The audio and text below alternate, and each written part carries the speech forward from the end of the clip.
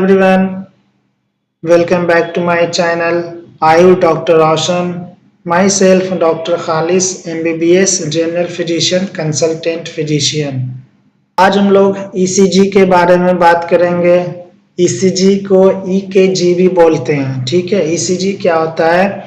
Electrocardiogram, है ना। इसके बारे में देखें, ये बहुत ही एक इम्पोर्टेंट टॉपिक है। ये जितने भी डॉक्टर्स हैं, आयुष डॉक्टर हो, एलोपैथिक डॉक्टर हो, फिजिशियन हो, एमडी मेडिसिन हो और एमबीबीएस हो, सर्जन हो, जो भी हो, एनेस्थेटिक्स हो, आपको ये ईसीजी आनी चाहिए। ईसीजी के जो भी रूल्स एंड रेगुलेशन होते हैं, टर्म्स एंड कंडीशन होते हैं, वो फिंगर टिप्स पे होने चाहिए कि किस वेब में क्या होने से, किस लीड में क्या होने से, कौन से ग्राफ, कौन से वेब के चेंजेस होने से क्या इफेक्ट पड़ेगा। उस इफेक्ट को देखते हुए हम एक डायग्नोस कर पाएंगे डिजीज को। जब डिजीज को डायग्नोस कर पाएंगे तो एक बेटर ट्रीटमेंट हम दे पाएंगे, ठीक है। तो ईसीजी बहुत एक इम्पोर्टेंट टॉपिक है। इंट्रेंस पॉइंट ऑफ व्यू से भी है, यूजी पीजी के एग्जाम के पॉइंट ऑफ व्यू से भी है, कॉम्पिटिटिव एग्जाम के पॉइंट्स ऑफ व्यू से भी बहुत ही इम्पोर्टेंट है। तो आज हम इस चीज को, ईसीजी के बारे में डिटेल्स में स्टडी करेंगे और इसको क्लिनिकली कोरिलेट करने की कोशिश करेंगे और कोरिलेट करके हम डायग्नोसिस बनाएंगे और हम उसका ट्रीटमेंट तक जाएंगे, ठीक है। तो वीडियो को मैं डिटेल में बनाऊंगा, तो आप लोग जो है इस वीडियो के साथ शुरू से लास्ट तक बने रहें और वीडियो को स्किप करके मत देखिए, बता दूंगा।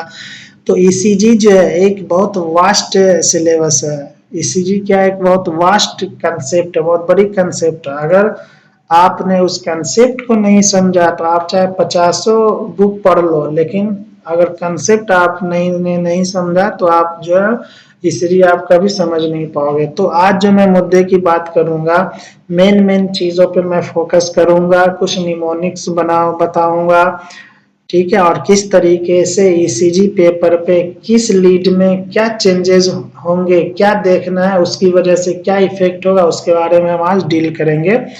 तो वीडियो को एकदम जो है स्किप करके मत देखिएगा और जो न्यू व्यूअर्स है प्लीज चैनल को आप जरूर सब्सक्राइब करो और वीडियो को ज्यादा से ज्यादा शेयर करो और लोगों को बोलो चैनल को सब्सक्राइब करने के लिए।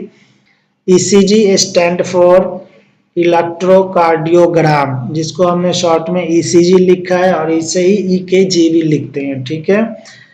इसे बोलते हैं, इसके हमने कई सारे अलग अलग बुक से हमने डेफिनेशन उठाए हैं, ठीक है। तो ये सारे जो रहे पॉइंट्स हैं, ये ईसीजी के बारे में ही एक्सप्लेन कर रहे हैं, ठीक है, अलग अलग तरीके से, अलग अलग लैंग्वेज में। तो it records the electrical activity of heart, यानी ईसीजी जो है वो क्या करता है? रिकॉर्ड करता है इलेक्ट्रिकल एक्टिविटी ऑफ हार्ट को। जब हमने ग्राफ देखते हैं, जो आप ग्राफ दें, it records the electrical activity of heart over a period of time using electrodes placed on chest, ठीक है। तो ये बोला जा रहा है कि इलेक्ट्रिकल एक्टिविटी ऑफ हार्ट को ये रिकॉर्ड करता है, किस तरीके से एक पीरियड ऑफ टाइम के लिए हम लगाते हैं और इसमें हम कैसे रिकॉर्ड होता है। तो इलेक्ट्रोड्स होते हैं जो हम चेस्ट पे प्लेस करते हैं, आपने देखा होगा। तो टोटल नंबर ऑफ कितने इलेक्ट्रोड्स होते हैं और किस किस टाइप्स के होते हैं वो हम आगे डील करेंगे, अभी वन बाय वन चीज को देखते चलते हैं, ठीक है। It records the graphical presentation of heart, बिल्कुल सही बात है। ईसीजी पेपर में जब ईसीजी निकलता है तो ग्राफ के फॉर्म में उसमें रिकॉर्ड होता है, ठीक है। Graphic records of the electrical potential during a cardiac cycle, ये भी डेफिनेशन ठीक है कि एक कार्डियक साइकिल के ड्यूरिंग जो है ग्राफिक रिकॉर्ड्स जो होता है इलेक्ट्रिकल पोटेंशियल का, उसको हम बोलते हैं, ठीक है ना। तो ईसीजी एक टेक्निक्स है जिसको हम यूज करते हैं determine the activity of heart. बिल्कुल, ईसीजी एक टेक्निक है जिसको जो डिटरमाइन करता है इलेक्ट्रिकल एक्टिविटी ऑफ हार्ट को, ठीक है। ये हमने ईसीजी का डेफिनेशन हिंदी में लिखा था, तो ये हिंदी में लिखा, फिर हमने पीडीएफ में कन्वर्ट किया, तो हिंदी का जो लेटर होता है वो मिसमैच हो गया, ब्लैंक हो गया, ठीक है ना। तो ये जनरल था। अब ईसीजी समझने के लिए एक चीज समझना बहुत जरूरी है कि करंट फ्लो जो होता है हार्ट में वो किस तरीके से होता है, ठीक है। तो ये एक समराइज फॉर्म में हमने बनाया है। पहले करंट जो होता है वो ऐसे नोड से एबी नोड पे जाता है, ठीक है ना। फिर एवी नोड से बंडल ऑफ हिस पे जाता है, फिर बंडल ऑफ हिस से करंट जो होता है वो फ्लो होता है राइट बंडल ब्रांच में, ठीक है। फिर राइट बंडल ब्रांच में और लेफ्ट बंडल ब्रांच में बाइफोर्केट करके ये करंट जाते हैं, ठीक है। तो ये चार्ट आपको याद होना चाहिए, ठीक है ना। अब ये हमने एक डायग्रामेटिक हमने समझाने की कोशिश की है। ये है आपका एसए नोड, एसए नोड से करंट निकला, ठीक है। तो ये जो होता है एवी नोड में जाता है, ये जो है आपका ब्लू कलर का, ठीक है। एसए नोड से करंट आए निकल के एवी नोड में गया, ठीक है। उसके बाद फिर बंडल ऑफ हिस, ये इसको बोलते हैं बंडल ऑफ हिस, ठीक है। बंडल ऑफ हिस से करंट राइट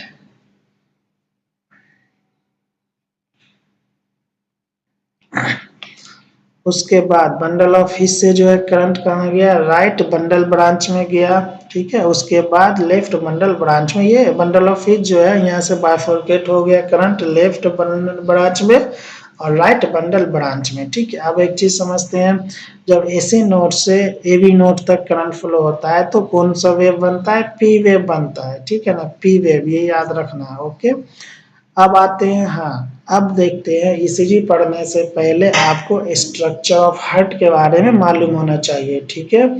तो आप यहाँ पे वीडियो को पॉज कीजिए और जो नंबरिंग है, ये जो नंबरिंग मैंने मेंशन किए हैं, इस नंबरिंग में कौन से पार्ट आएंगे क्या आएंगे वो आप जो है हमें आप लिखो और हमें कमेंट में बताओ, ठीक है। ये बहुत ज़रूरी है, अगर ये आप जानेंगे तो आपको ईसीजी समझने में और हेल्पफुल होगा, ठीक है। तो ये वीडियो पॉज करके आप जितने नंबरिंग है उसमें नंबरिंग में कौन से पार्ट है वो आप हमें वीडियो पॉज करके कमेंट में बताओ।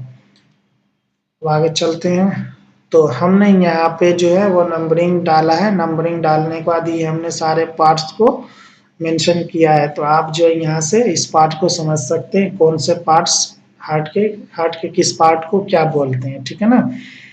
अब आते हैं मेन चीज पे, ईसीजी के ऊपर, ठीक है। तो नॉर्मल ईसीजी पैटर्न जो होता है, ठीक है ना, आपने देखा होगा ईसीजी के बारे में पढ़ा होगा। तो नॉर्मल ईसीजी पैटर्न ये होता है, पी वेव होता है, फिर उसके बाद Q R S T complex होते हैं, फिर टी वेव होता है, ये एक ग्राफ हुआ, फिर ये फर्दर आगे जाके दूसरा ग्राफ स्टार्ट होता है, ठीक है ना। तो पी वेव से लेके टी वेव तक कंप्लीट एक बड़ा एक ग्राफिक रिप्रेजेंटेशन होते हैं ग्राफ के, ठीक है। अब डिटेल हम देखेंगे, जैसे ये पी आर इंटरवल क्या होता है, एस टी सेगमेंट क्या होते हैं, क्यू टी इंटरवल क्या होते हैं ना, क्यू आर एस कॉम्प्लेक्स क्या होते हैं, वन बाय वन चीज को हम अभी डील करेंगे। तो ये नॉर्मल पैटर्न जो होता है ईसीजी ग्राफ का ये होता है। अब एक फिगर हमने और डाला हुआ है, देख सकते हो आप, है ना। पी से स्टार्ट हुआ, क्यू आर एस टी, इतने चीजें इसमें आती है। इस तरीके से एक और ये ग्राफ हमने यहाँ पे अपलोड किया हुआ है, ठीक है ना, आपके समझने के लिए। तो आप ये नॉर्मल रिप्रेजेंटेशन ऑफ ग्राफ है ईसीजी का। अब उसके बाद एक चीज हमें देखना है कि formation of P wave, QRS complex and T wave, है ना, ये चीज का फॉर्मेशन कैसे होता है, ठीक है। तो एक चीज बहुत ही इंपॉर्टेंट चीज मैं बताऊंगा कि देखिए, जब पी वेव कब बनता है, ठीक है, जब एट्रियल के का डिपोलराइजेशन होता है तो पी वेव बनता है, ठीक है। और डिपोलराइजेशन मतलब होता है कॉन्ट्रैक्शन, ठीक है ना। बहुत लोग इसमें कंफ्यूज होते हैं, डिपोलराइजेशन मतलब लोग रिलैक्सेशन समझता है, नहीं। तो पहली चीज जो होता है, पी वेव कब बनेगा, जब एट्रिया का डिपोलराइजेशन होगा तो पी वेव का फॉर्मेशन होता है, यानी ऐसे नोड से एबी नोड तक जब करंट जाएगा तो पी वेव का फॉर्मेशन होता है, ठीक है। और एट्रिया का डिपोलराइजेशन का मतलब क्या हुआ कि डिपोलराइजेशन का मेन मतलब होता है कॉन्ट्रैक्शन, ठीक है। उसके बाद आपका क्यू आर एस कॉम्प्लेक्स बना, ठीक है। तो क्यू आर एस कॉम्प्लेक्स जो बनता है ये वेंट्रिकुलर डिपोलराइजेशन की वजह से बनता है, ठीक है ना। तो क्यू आर एस कॉम्प्लेक्स किससे बना, वेंट्रिकुलर डिपोलराइजेशन, ठीक है। इसको बहुत अच्छे से याद रखना है, ये बहुत काम देगा अभी आगे। उसके बाद टी वेव का जो फॉर्मेशन होता है तो ये होता है वेंट्रिकुलर रिपोलराइजेशन, ठीक है ना। पी वेव जो बना आपका पी वेव जो आपका बना वो बना एट्रियल डिपोलराइजेशन की वजह से। क्यू आर एस कॉम्प्लेक्स जो आपका बना, क्यू आर एस कॉम्प्लेक्स ये बना वेंट्रिकुलर डीपोलराइजेशन से, ठीक है। उसके बाद टी वेव जो बनता है वो वेंट्रिकुलर रिपोलराइजेशन से बनता है। तो क्या समझ में आया?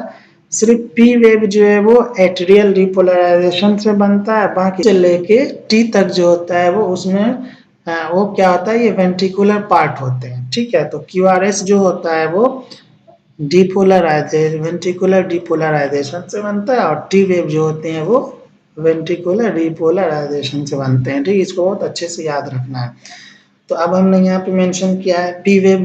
अब आते हैं एक बहुत ही इम्पोर्टेंट चीज़ पे, अब ईसीजी है। ईसीजी ये सब बेसिक है, अगर ये आपको मालूम होगा तो आप आगे ईसीजी को रीड करने में ये हेल्पफुल होगा। अगर ये चीज़ ही आपको नहीं मालूम है ईसीजी में कितने चीज़ें होती है, कितने वेव्स होते हैं, कितने सेगमेंट होते हैं, कितने इंटरवल होते हैं, और कहाँ से कहाँ तक होते हैं, है ना, किस तरीके का, जब तक वो चीज़ आप नहीं सही से समझेंगे तो आप ईसीजी को रीड नहीं कर पाएंगे। तो ईसीजी में टोटल जो होते हैं 11 चीजें होती है, ठीक है। तो 5 जो होते हैं वेव्स होते हैं ईसीजी में, P wave, Q wave, R wave, S wave, T wave, ठीक है। बहुत अच्छे से इसको समझना है, याद रखना है।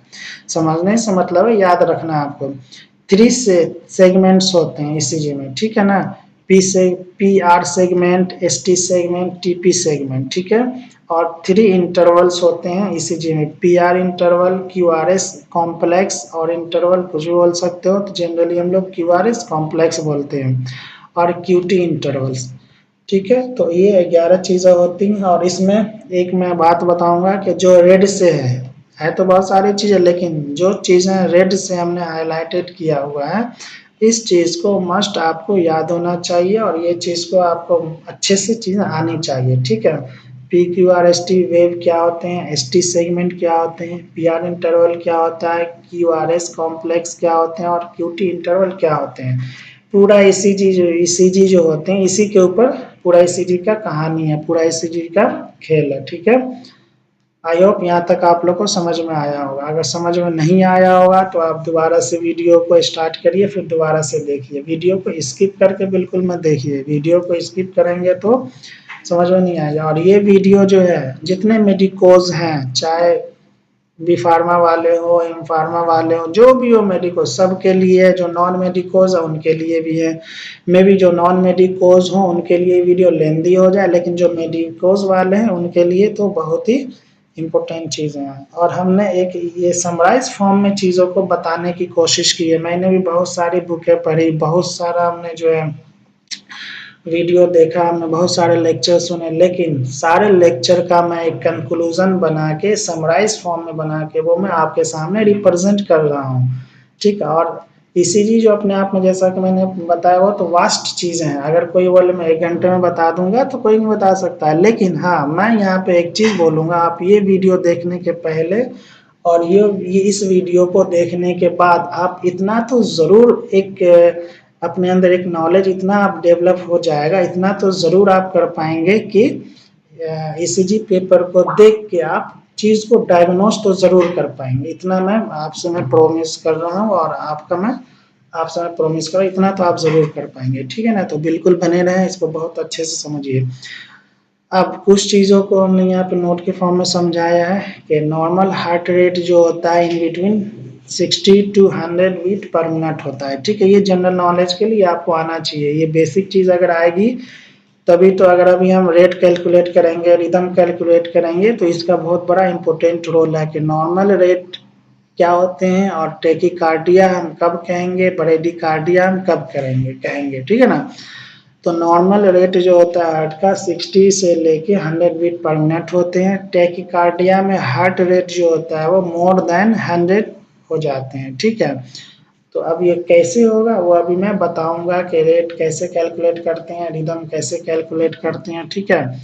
और टैकिकार्डिया में क्यूआरएस कॉम्प्लेक्स जो होता है ना वो क्लोज रहेगा, ठीक है ना, टैकिकार्डिया में। ओके, टैकिकार्डिया में जो है क्यूआरएस कॉम्प्लेक्स क्लोज रहेंगे। और क्या क्या क्राइटेरिया होते हैं वो मैं अभी मैं नीचे और बताऊंगा। अभी बस इतना याद रखना है, टैकिकार्डिया में हार्ट रेट जो होते हैं मोर देन 100 हो जाते हैं, और क्यूआरएस कॉम्प्लेक्स जो होते हैं वो क्लोज होते हैं, ठीक है ना। उसके बाद ब्रेडिकार्डिया में हार्ट रेट जो होते हैं वो लेस देन 60 हो जाता है, ठीक है, और क्यूआरएस कॉम्प्लेक्स इसमें फार का मतलब दूर दूर रहते हैं, ठीक है ना, ये चीज आई होप समझ में आई होगी।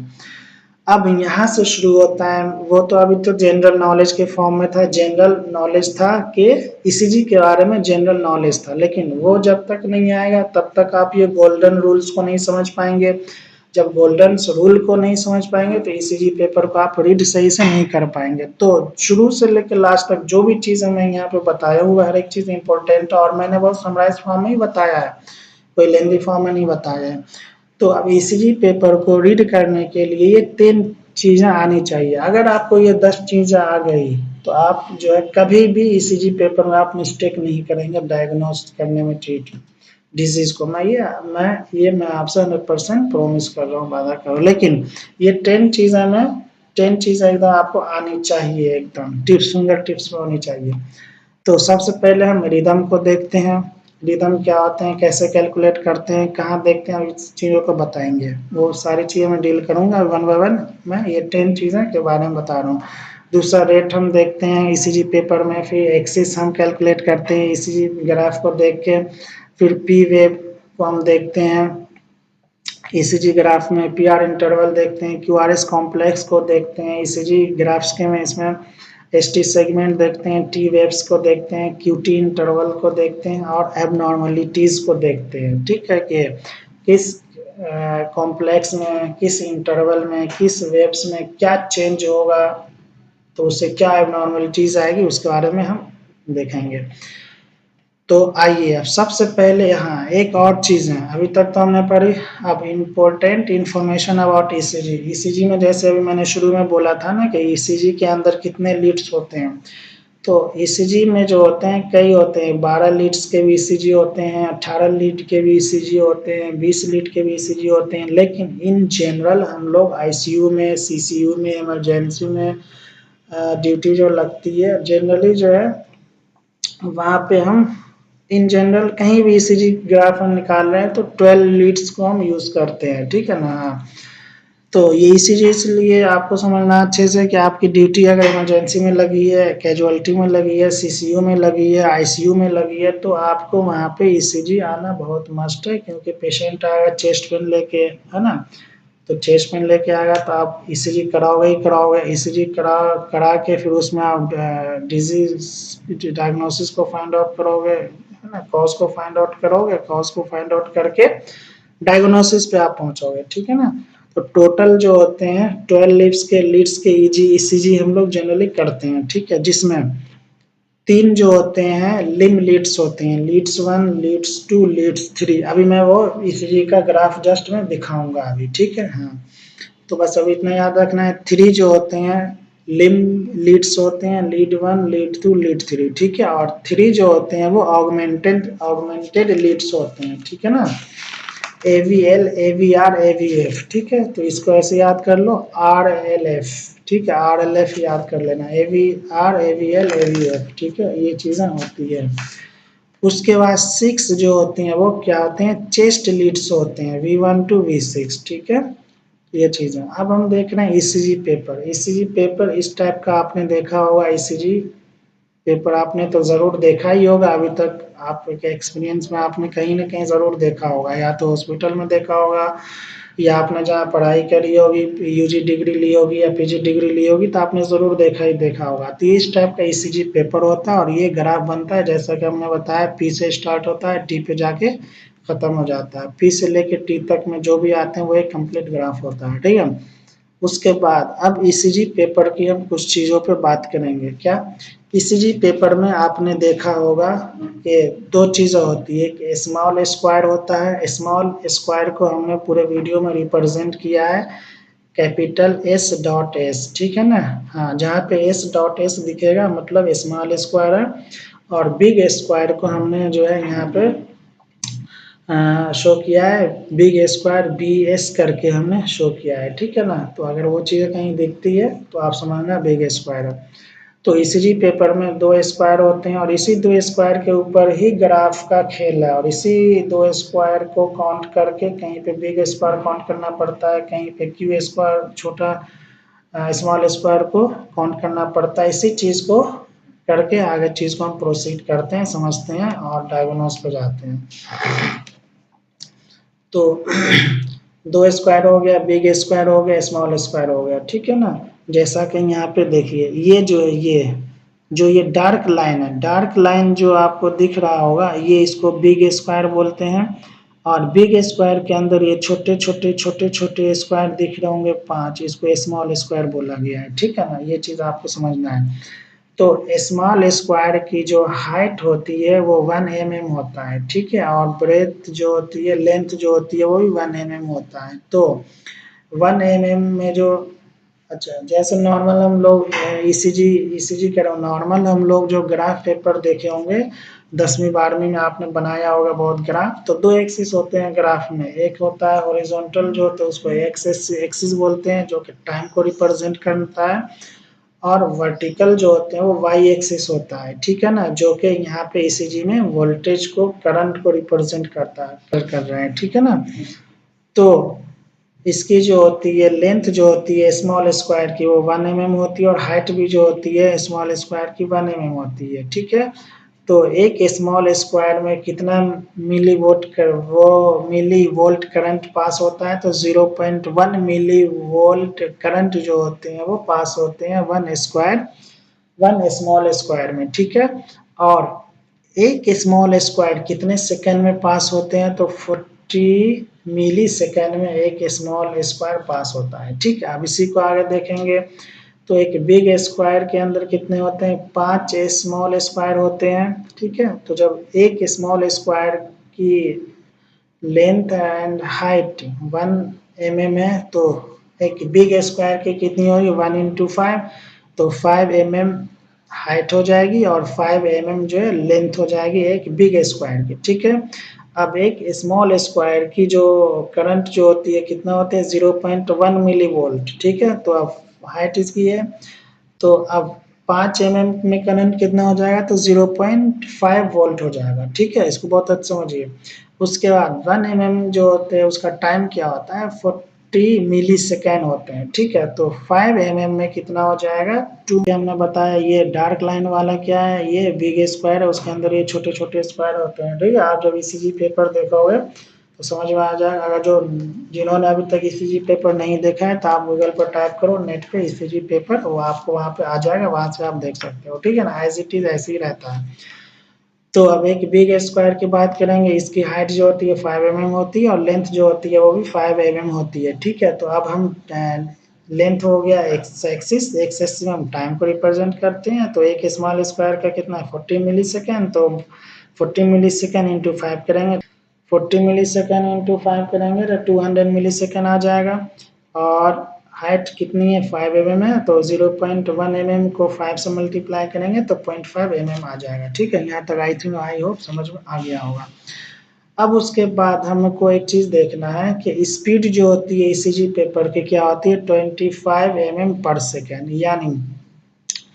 यानी इसका मतलब ये है कि एक सेकेंड में जो होते हैं 5 बिग स्क्वायर पास हो जाते हैं, ठीक है ना। यानी एक चीज समझना है, जो ईसीजी पेपर पे ग्राफ जो हम किसी पेशेंट का ईसीजी करते हैं तो पूरा जो पेज हमें बाहर निकलता आ जाता है, कितने देर में पूरा ईसीजी रिकॉर्ड हो जाता है 25 mm पर सेकेंड, ये बोला गया है, ठीक है ना। ईसीजी जो हम ग्राफ करते हैं 25 mm पर सेकेंड में पूरा ईसीजी निकल के हमारे हाथ में आ जाता है, ठीक है। जब इसकी स्पीड ये होती है, तो दैट इज क्या हुआ इन 1 सेकेंड, एक सेकेंड में 5 बिग स्क्वायर जो होते हैं वो पास हो जाते हैं, ठीक। एक सेकेंड में 5 बड़े स्क्वायर पास हो रहे हैं, तो duration of one big square कितना होगा, तो 1/5 करेंगे और इसको जब डिवाइड करोगे तो 0.2 सेकेंड में, यानी एक बिग स्क्वायर जो होते हैं वो 0.2 सेकेंड में पास हो जाते हैं।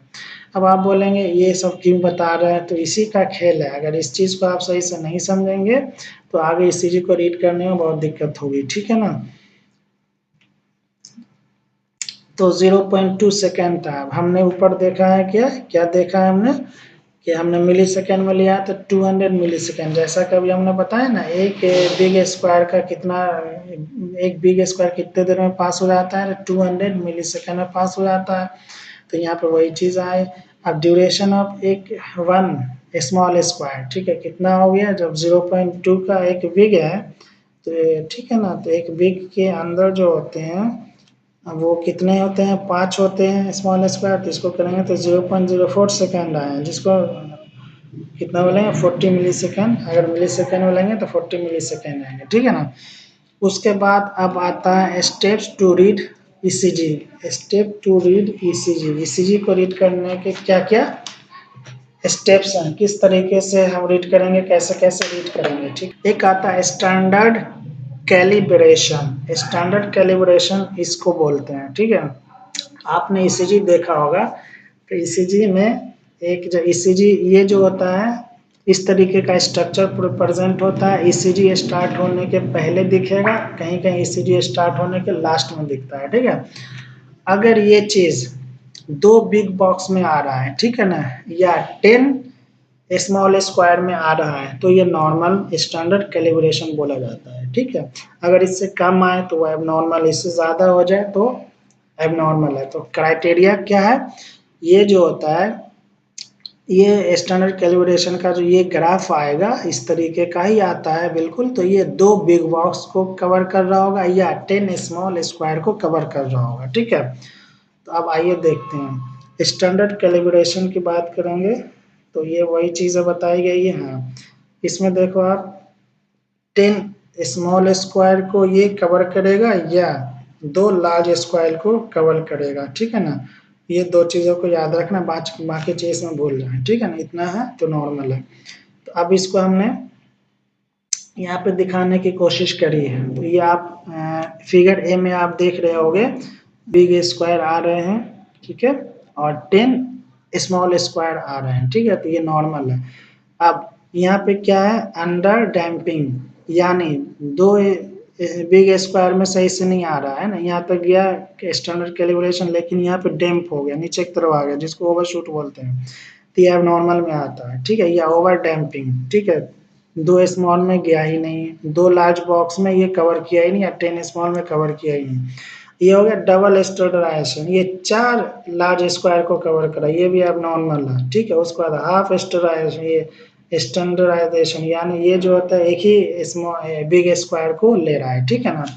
तो इन जनरल हम स्टैंडर्ड कैलिब्रेशन में हम बिग स्क्वायर को देखते हैं, 2 बिग स्क्वायर है, कहीं कहीं पे क्या होता है बिग स्क्वायर नहीं दिख पाता है, तो हम 2 बिग स्क्वायर के अंदर 10 स्मॉल बॉक्स को हम काउंट कर लेंगे। अगर 10 स्मॉल बॉक्स तक आ रहा है तो वो नॉर्मल ईसीजी, अगर ये चीज़ नहीं आ रही है तो आपको दोबारा ईसीजी करना पड़ेगा उस पेशेंट को, ठीक है। अब हमने यहाँ पे इमेज 1 में बताया है, ठीक है। आप यहाँ पे देख रहे होंगे क्लियरली, यहाँ पे विजिबल है, ये एक ईसीजी है किसी पेशेंट का, हमने अपने सीसीयू से लाया है। करंटली मैं एक डॉक्टर हूँ और अभी मैं सीसीयू में वर्क कर रहा हूँ। सीसीयू होता है कोरोनरी कार्डियक कोरोनरी यूनिट, ठीक है। तो डीएम कार्डियोलॉजिस्ट के अंडर में मैं काम कर रहा हूँ एज अ डॉक्टर, और हमारा ईसीजी में ही काम होता है। एमआई का पेशेंट आता है, आपका टैकीकार्डिया के पेशेंट आते हैं, ज़्यादातर हमने एमआई के पेशेंट को देखा है अभी तक, ठीक है ना। तो ईसीजी हम लोग कराते रहते हैं, वहाँ से हमने ये ईसीजी लाया है, ठीक है। तो ये आप देख सकते हो ईसीजी के ग्राफ के लेफ्ट साइड में ये स्टैंडर्ड कैलिब्रेशन है, ठीक है, ये इमेज 1 है। और कई दफ़ा क्या होता है कि लेफ्ट साइड में नहीं दिखता है तो ईसीजी के राइट साइड में आपको स्टैंडर्ड कैलिब्रेशन देखना है, मतलब किसी एक साइड में आपको ये दिखना चाहिए। मशीन अलग अलग मशीन के अलग अलग सेटिंग होते हैं, तो किसी में जो होते हैं स्टैंडर्ड कैलिब्रेशन का राइट साइड में होता है ग्राफ का सेटिंग, किसी में लेफ्ट साइड का होता है, ठीक है। लेकिन क्राइटेरिया ये है कि 2 लार्ज यानी 2 बिग स्क्वायर को कवर कर रहा होगा या 10 स्मॉल स्क्वायर को कवर कर रहा होगा। बिग स्क्वायर समझ में नहीं आए तो 10 स्मॉल स्क्वायर काउंट कर लेने हैं ये ग्राफ में स्टैंडर्ड कैलिब्रेशन में, ठीक है ना। तो आई होप यहाँ तक चीजें समझ में आई होगी। अब हम बात करते हैं मेन जो हमने बताया 10 गोल्डन रूल्स, ठीक है, जिसमें पहला रूल आ गया रिदम। रिदम की हम बात करेंगे। अब रिदम क्या होते हैं नहीं होते हैं, आई होप ये सबको आता होगा, ठीक है। रेट क्या होते हैं, रेट डेफिनेशन में या नहीं बताऊंगा, डेफिनेशन बताऊंगा तो और लंबी वीडियो हो जाएगी। अभी जो मैं वीडियो बना रहा हूँ, रिकॉर्ड जो कर रहा हूँ, तो इसमें जितने भी टाइम होंगे अप्रोक्स 1 घंटा लग जाएगा, तो 1 घंटा में लोगों को लगेगा बहुत लंबा वीडियो बना दिया। बहुत यूट्यूब पे वीडियो ईसीजी के बारे में पड़ा हुआ है, लेकिन किसी ने इस किसी ने एक्चुअल होता क्या है, कैसे कैलकुलेट करते हैं, क्या करते हैं, नहीं बताया। क्या नो, बस ईसीजी ये होते हैं, फिर रिदम ये होते हैं, रिदम बस टाइप्स बता दिया, रेगुलर इरेगुलर रिदम। और अरे वो तो बुक में भी लिखा हुआ है भाई, इरेगुलर रेगुलर रिदम, हम उसको कैलकुलेट कैसे करेंगे ईसीजी पेपर में। मेन जब आप पढ़ते हो ना किताब में तो सब चीजें समझ में आती है। जब आप आईसीयू सीसीयू इमरजेंसी में एज अ डॉक्टर काम कर रहे हो, आपके पीछे आपके सामने पेशेंट लेटे हुए हैं, आपके पीछे जो है 2-4 अटेंडेंट खड़े हुए हैं, एक नर्सिंग स्टाफ है, एक आपका वार्ड बॉय है, ठीक है। तो जब इतने लोगों के बीच में आपको जो है ईसीजी पेपर सामने रहता है, कुछ नहीं रहता है, ईसीजी पेपर सामने रहेगा आपके टेबल पर रखा हुआ, उसको आपको देख के क्रॉस फाइंड करना है और उसके बाद हमको डायग्नोसिस पे जाना है। तो बुक रहता है तो आदमी आगे पीछे देख लेता है, लेकिन वहां पे आपको सेल्फ एज अ डॉक्टर आपको रिप्रेजेंट कर रहा हो ना सबके सामने, तो वहां पे आपको कैलकुलेट करके ईसीजी पेपर को देख के पेशेंट को बताना होता है, पेशेंट पार्टी को बताना होता है मेनली, ठीक है। तो वहां की बात हो रही है, तो आप ये मत बोलना सर डॉक्टर साहब आपने डेफिनेशन नहीं बता। डेफिनेशन आपको हजारों बुक में मिल जाएंगे, लेकिन जो चीज मैं यहाँ बताने जा रहा हूँ ना वो कोई नहीं देगा, किसी बुक में नहीं लिखा हुआ है, ठीक है। मतलब है तो बुक में लिखा हुआ, लेकिन रिटेन लैंग्वेज बहुत कम लोगों को समझ में आती है ना। इसलिए एक ऐसी चीज है, किताब तो बहुत है, लिखे बहुत सारी चीजें लिखी हुई है, लेकिन उस सारे बुक का मतलब कई सारे बुक पढ़ी, पढ़ने के बाद एक समराइज फॉर्म में हमने यहाँ पे आपको बताने की मैं कोशिश कर रहा हूँ, ठीक है। तो रिदम सबसे पहली चीज हमें देखना है, रिदम हम चेक करते हैं रिदम स्ट्रिप में। ये एक ईसीजी पेपर है, इसमें एक रिदम स्ट्रिप होता है, कौन सा होता है वो मैं बताऊंगा, ठीक है। तो रिदम को कैलकुलेट करते हैं कहाँ पे, रिदम स्ट्रिप में करते हैं, बस ये पॉइंट याद रखना। रिदम स्ट्रिप क्या होता है, तो देखो एक एक्स्ट्रा स्ट्रिप मिलेगा ईसीजी पेपर में, सेकेंड लीड का लास्ट में मिलता है ईसीजी पेपर के, ठीक है। तो रिदम जो हम कैलकुलेट करते हैं रिदम स्ट्रिप में, पहली पॉइंट याद रखना चाहिए। और रिदम स्ट्रिप होता कौन सा है, तो जब ईसीजी पेपर को हम देखेंगे, किसी पेशेंट का ग्राफ आया होगा ना, तो उसमें जो होते हैं वो सेकेंड लीड का, ठीक है ना, सेकेंड लीड का एक एक्स्ट्रा ग्राफ मिलता है, ठीक है, एक एक्स्ट्रा स्ट्रिप मिलता है ईसीजी पेपर पे, ठीक है, उसको हम बोलते हैं रिदम स्ट्रिप, ठीक है ना। लेकिन ये पूरी बात नहीं हुई, कहीं कहीं पे किसी किसी ईसीजी पेपर में हम देखते हैं कि सेकेंड लीड का जो होता है वो एक्स्ट्रा स्ट्रिप नहीं मिलता है, तो अब वहां पर रिदम तो हमको कैलकुलेट करना है, तो आप कहाँ से करें भाई। एक्स्ट्रा स्ट्रिप मिल गया तो बहुत अच्छा है, जहां से नहीं मिलेगा एक्स्ट्रा स्ट्रिप तो हम कैसे कैलकुलेट करेंगे, तो मेन लीड सेकेंड में देखेंगे, ठीक है। यहाँ से 3 चीजें याद रखना है, क्या रिदम कैलकुलेट करना है किसमें, रिदम स्ट्रिप में। रिदम स्ट्रिप कहाँ पे होता है, एक एक्स्ट्रा स्ट्रिप मिलता है सेकेंड लीड का ईसीजी पेपर के लास्ट में, इसलिए मैंने हिंदी में लिखा है ताकि आपको समझ में आए, ठीक है। अगर वो भी नहीं है कि एक्स्ट्रा स्ट्रिप, बहुत सारे ईसीजी पेपर, हमने तो हजारों ईसीजी पेपर देखे हैं ना, ईसीजी ग्राफ देखे हैं पेशेंट के, तो किसी में आता है किसी में नहीं आता है, जो होता है कि मशीन से, मशीन की सेटिंग की बात होती है, ठीक है ना।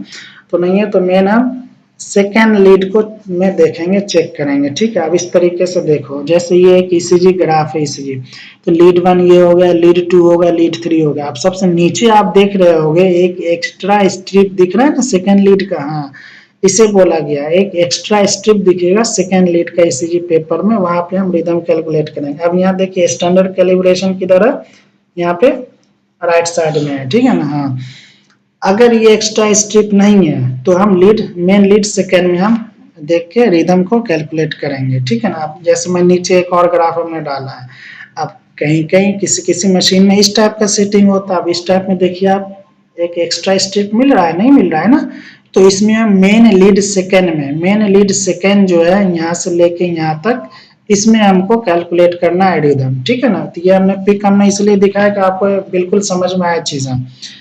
बहुत सारा वीडियो हमने यूट्यूब पे देखा, बहुत लोग बनाए हैं, व्यूज तो बहुत हो गया है, 25 लाख 26 लाख व्यूज, लेकिन वो सही से बनाए नहीं है, लोगों को उसमें क्या है समझ में आया, मुझे खुद समझ में आया, लोग इतने इतने 25-25 लाख लोगों ने देखा हुआ है।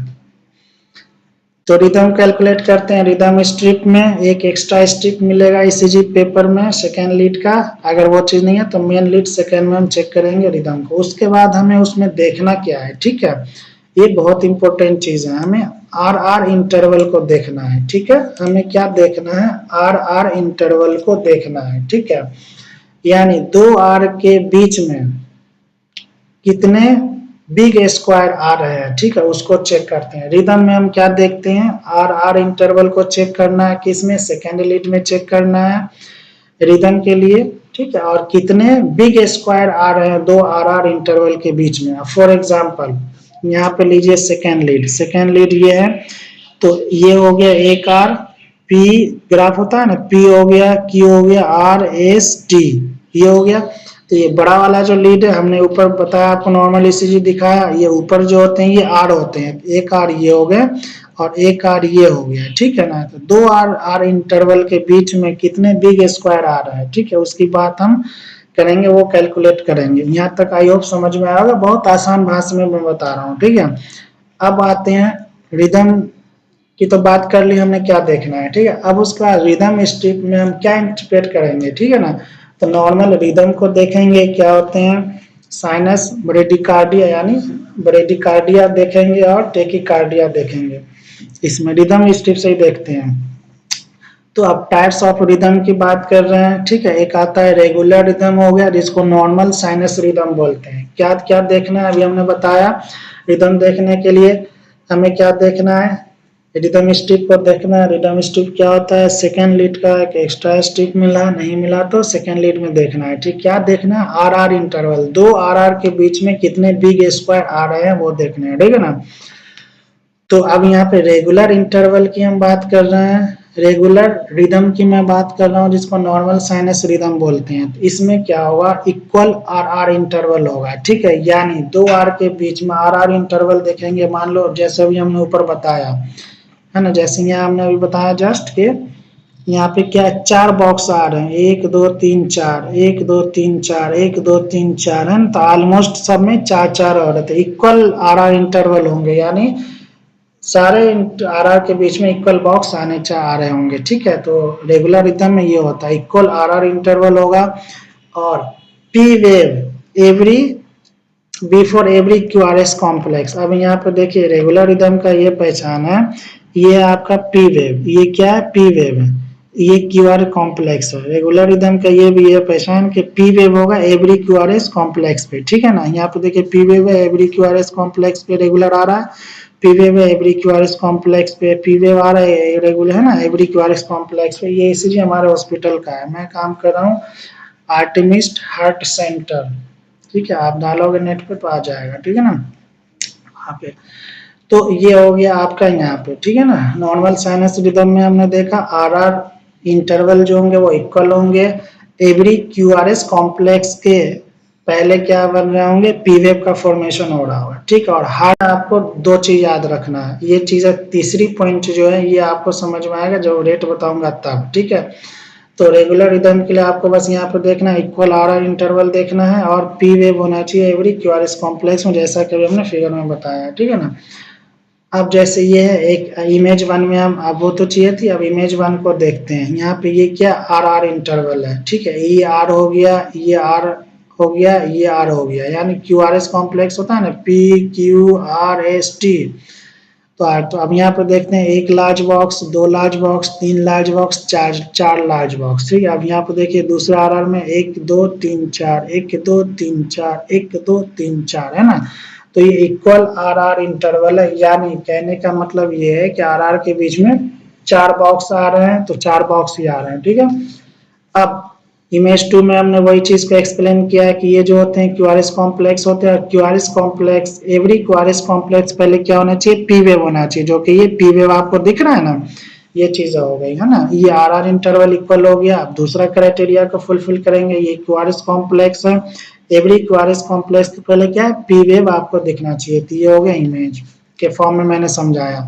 अब कुछ मैं यहाँ पे इमेज डाला हूँ, ये आप जो है इसमें रिदम चेक करो, रिदम चेक करके मुझे कमेंट में बताओ इमेज वन में कितने हैं रिदम और इमेज टू में कितने रिदम है तो मतलब रिदम किस टाइप का है, रेगुलर रिदम है, इरेगुलर रिदम है, क्या है वो आप हमें बताएं कमेंट में, ठीक है। हमने बहुत सारे इमेजेस इसलिए डाले हुए हैं ताकि आपको आसानी होगी कैलकुलेट करने में।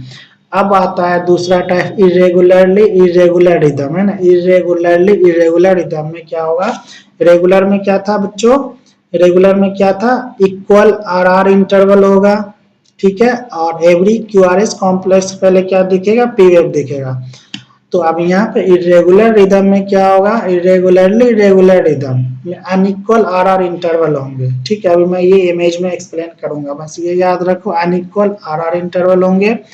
पी वेव जो होंगे वो आइडेंटिफाइबल नहीं होंगे, इस टाइप से होंगे, है ना, पी वेव आइडेंटिफाइबल नहीं होंगे, ये जो है, या पी वेव एब्सेंट होंगे। तो अब यहाँ पे देखिए, ये आर आर, ये आर आर, दो आर के बीच में हम देख रहे हैं, तो यहाँ पे अप्रोक्स एक बॉक्स आ रहा है। अब दूसरे आर आर के बीच में देख रहे हैं, यहाँ पे 2 लिखा गया है, तो यहाँ पे 3 बॉक्सेस आ रहे हैं, बिग बॉक्स की हम बात कर रहे हैं। उसके बाद ये दो आर आर के बीच में यहाँ पे 2 बॉक्स आ रहा है। ठीक है, तो आर आर के बीच में इक्वल इंटरवल है, कहीं एक आ रहा है, कहीं 3 आ रहे हैं, कहीं 2 आ रहे हैं, इस तरीके से। ठीक है, और पी वेव जो होंगे वो आइडेंटिफाइबल नहीं होंगे, या एब्सेंट पी वेव। यहाँ पे बता सकते हैं कौन सा पी वेव नहीं ना, तो इस तरीके का ग्राफ आपको दिखेगा। आप जब ईसीजी पेपर किसी पेशेंट का निकालेंगे, कभी कभी ये सब चीजें दिखती है, जो चीज दिखती है वही चीज मैं यहाँ पे बता रहा हूँ। मैंने यहाँ पे कोई भी एक्स्ट्रा चीज बताई नहीं है, ना बताऊंगा मैं। जो चीजें हमें ईसीजी पेपर में दिखती है, हम जब पेशेंट को लाते हैं, ईसीजी कराते हैं, फटाफट देखते हैं उसको, तो जो चीजें दिख रही है वही चीजें। ये सब मैंने ईसीजी को वहां से लिया, क्लिनिक की ईसीजी है, मतलब हॉस्पिटल की सीसीयू की ईसीजी हमने निकाली है, वहां से पेशेंट को देखा है। तो अब इरेगुलरली इरेगुलर रिदम का क्राइटेरिया होगा, इमेज में हमने बता दिया। अब इसके एग्जांपल देखिए, एट्रियल फिब्रिलेशन का जो पेशेंट आएगा उसमें इरेगुलरली इरेगुलर रिदम होते हैं, और उसका ग्राफ इस तरीके का होगा। दूसरा, मल्टीफोकल एट्रियल टेकिकार्डिया के जो पेशेंट होंगे उसका भी इरेगुलरली इरेगुलर रिदम होगा, इस तरीके का ग्राफ दिखेगा। ठीक है, तो अब ग्राफ को पहचानना आना चाहिए। जब आप हॉस्पिटल में होंगे ना, तो कोई चीजें नहीं होती, जो चीजें आपके दिमाग में है वो और ग्राफ, बस आप ही सोच सकते हो, समझ सकते हो, इसलिए बहुत अच्छी तरीके से समझना है। कोई चीज अगर समझ में नहीं आएगी तो आप कमेंट करके बताना, मैं उसको एक्सप्लेन करने की कोशिश करूंगा और अच्छे से। एग्जाम्पल याद रखना है आपको, एट्रियल फिब्रिलेशन और मल्टीफोकल एट्रियल टेकिकार्डिया, इसको एमएटी लिखते हैं शॉर्ट में। अब आता है रेगुलरली इरेगुलर रिदम। ठीक है ना, अब मतलब हमेशा देखने को मिलेगा इरेगुलर रिदम ही आ रहा है, तो इसके कुछ क्राइटेरिया है। इसमें रेगुलर रेट होगा, जब हार्ट रेट हम देखेंगे तो रेगुलर होगा, विद इरेगुलर मिस्ड बीट या ड्रॉप बीट। ठीक है ना, यानी मिस क्यूआरएस कॉम्प्लेक्स का जो होगा वो इरेगुलरली मिस्ड होंगे, मतलब होंगे नहीं। ठीक है, अब इस तरीके से समझते हैं। ये क्या है, पी वेव है, क्यू आर एस टी। ठीक है, टी के बाद फिर ये पी वेव शुरू हो गया, तब यहाँ पे क्या आना चाहिए, क्यू आर एस टी आना चाहिए। तो यहाँ पे क्या है, क्यू आर एस कॉम्प्लेक्स क्या है, मिस्ड, मतलब यहाँ पे है ही नहीं, जो यहाँ पे बताया गया। फिर उसके बाद पी वेव हुआ, क्यू आर एस टी आया, फिर उसके बाद क्या हो गया, पी वेव आया, क्यू आर एस टी आया, फिर उसके बाद पी वेव आया, फिर पी वेव आया, यहाँ पे फिर क्या आना चाहिए, क्यू आर एस टी आना चाहिए। तो इरेगुलरली जो है वो क्या है, रेगुलरली मिस्ड होगा बीट, या क्यूआरएस कॉम्प्लेक्स जो होगा वो इरेगुलरली मिक्स्ड होंगे। ठीक है ना, तो यहाँ पे देखो, आप इस तरीके से समझो, इस तरीके का ग्राफ आपको देखने को मिलेगा। ठीक है ना, ये आप यहाँ से देख के समझ सकते हैं। ये सब कहाँ देख रहे हैं, लीड सेकेंड में देख रहे हैं। ठीक है, अगर एक्स्ट्रा स्ट्रिप वाला लीड सेकेंड है, ठीक है, नहीं तो मेन लीड में देखना है। अब दूसरे इमेज में बताया गया वही चीज, क्यूआरएस कॉम्प्लेक्स है। अब यहाँ पे ये पी वेव आ गया इमेज 3 में, देखिए। ठीक है ना, यहाँ पे फिर पी वेव के बाद एक क्यूआरएस कॉम्प्लेक्स आना चाहिए, जो कि यहाँ पे है, लेकिन वो चीज आई नहीं है। ठीक है ना, क्यूआरएस कॉम्प्लेक्स बना, फिर पी वेव आया, फिर क्यूआरएक्स बना, फिर पी वेव बना। अब यहाँ पे एक आनी चाहिए, दो पी के बीच में एक क्यूआरएस कॉम्प्लेक्स होता है ना, तो वो चीजें यहाँ पे नहीं आई है। ठीक है ना, अब जैसे यहाँ पे देख रहे हैं, दो पी के बीच में एक यहाँ पे क्यूआरएस कॉम्प्लेक्स होना चाहिए, तो वो चीज आई नहीं है ग्राफ में, तो इसको हम लोग बोलते हैं क्या, इसको हम लोग बोलते हैं रेगुलरली इरेगुलर रिदम बोलते हैं इसको। ठीक है ना, तो आई होप ये समझ में आई होगी। अब वो किस में होता है, सेकेंड डिग्री हार्ट ब्लॉक में, जिसको हम बोलते हैं मोबिस सेकेंड हार्ट ब्लॉक भी बोलते हैं। अभी तक थी किसकी थी, रिदम की थी। अब आते हैं रेट के ऊपर। ठीक है ना, रेट क्या होता है, अगर आपको रिदम नहीं आया समझ में, तो आप दोबारा से वीडियो को स्लो कर करके 1 बाय 1 चीज को देखो, और जहाँ पे समझ नहीं आया मुझे कमेंट करो, मैं वो चीजें फिर बताऊंगा। उसके बाद हम कर रहे हैं रेट। रेट फिर हम कहाँ देखते हैं, तो रिदम स्ट्रिप में देखते हैं। ठीक है, अब रिदम स्ट्रिप कौन से होते हैं, क्या होते हैं, वो मैं ऊपर एक्सप्लेन कर चुका हूँ, तो अब मैं वो चीज़ फिर नहीं करूँगा। ठीक है, क्योंकि फिर क्या होगा, टाइम ज़्यादा होगा, टाइम ज़्यादा लग जाएगा। अब रेट कैलकुलेट करने के लिए क्या कंडीशन है वो देखते हैं। हमें काउंट करने हैं नंबर ऑफ बिग स्क्वायर, ठीक है, बिटवीन 2 RR। जैसे रेट के रिदम के लिए भी हम देख रहे थे, RR इंटरवल देख रहे थे, क्या है मतलब कितने बॉक्स आ रहे हैं, अगर 4-4-4-4 आ रहे हैं तो क्या हो गया, रेगुलर रिदम हो गया। ठीक है ना। हाँ, तो रेट कैलकुलेट करना है तो हमें क्या देखने हैं, number of big square count करने हैं बिटवीन 2 RR इंटरवल, यानी 2 कंसेक्यूटिव RR। ऐसा नहीं एक यहाँ करके एक लास्ट करके नहीं, लीड सेकेंड के 2 कंसेक्यूटिव RR के बीच में कितने नंबर ऑफ बिग स्क्वायर आ रहे हैं वो हम कैलकुलेट देखते हैं, काउंट करेंगे। उसके ये मेन चीज हो गई, मतलब बेस कैसे करना। अब इसके फार्मूले आते हैं। अगर रेगुलर रिदम है, रिदम हमने कैलकुलेट करना सिखा दिया आपको।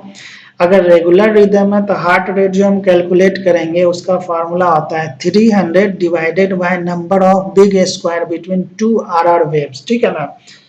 या कई दफा ऐसा होता है कि RR दो बिग बॉक्स समझ में नहीं आता, वैसे हालांकि होता नहीं है, अगर कभी नहीं आए समझ में तो 2 RR इंटरवल के बीच का हमें स्मॉल स्क्वायर को काउंट करना है। जब स्मॉल स्क्वायर लेंगे तो 1500 ऊपर लिखना है, फिर उसको डिवाइड करना है इसमें 2 RR इंटरवल के बीच का स्मॉल स्क्वायर को। ठीक है, तो इन जनरल हम लोग ये याद रखते हैं 300 वो दिख जाता है बिग स्क्वायर। ठीक है ना, 300 divided by number of big square between 2 R waves. ठीक है, ये हो गया अगर रेगुलर रिदम है। ठीक है, तो पहला कंडीशन।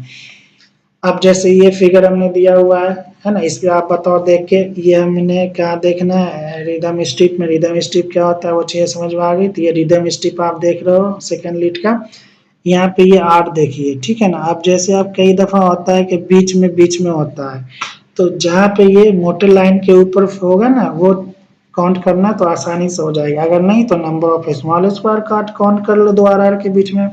तो ऐसे यहाँ दिख रहा है ऑलमोस्ट 4, यहाँ पे क्या है बिग स्क्वायर है, तो 300 डिवाइडेड बाय 4 किया हमने, है ना, 4 बिग स्क्वायर आ रहा है 2 यहाँ पे 2 R के बीच में, तो 300 डिवाइडेड बाय 4 तो कितने हो गए 75 बिट ये आएंगे। ठीक है ना।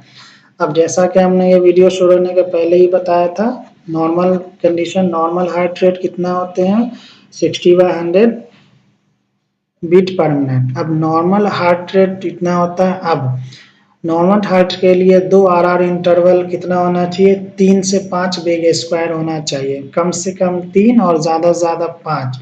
अब 300 डिवाइडेड बाय 3 करेंगे तो कितना आएगा 100।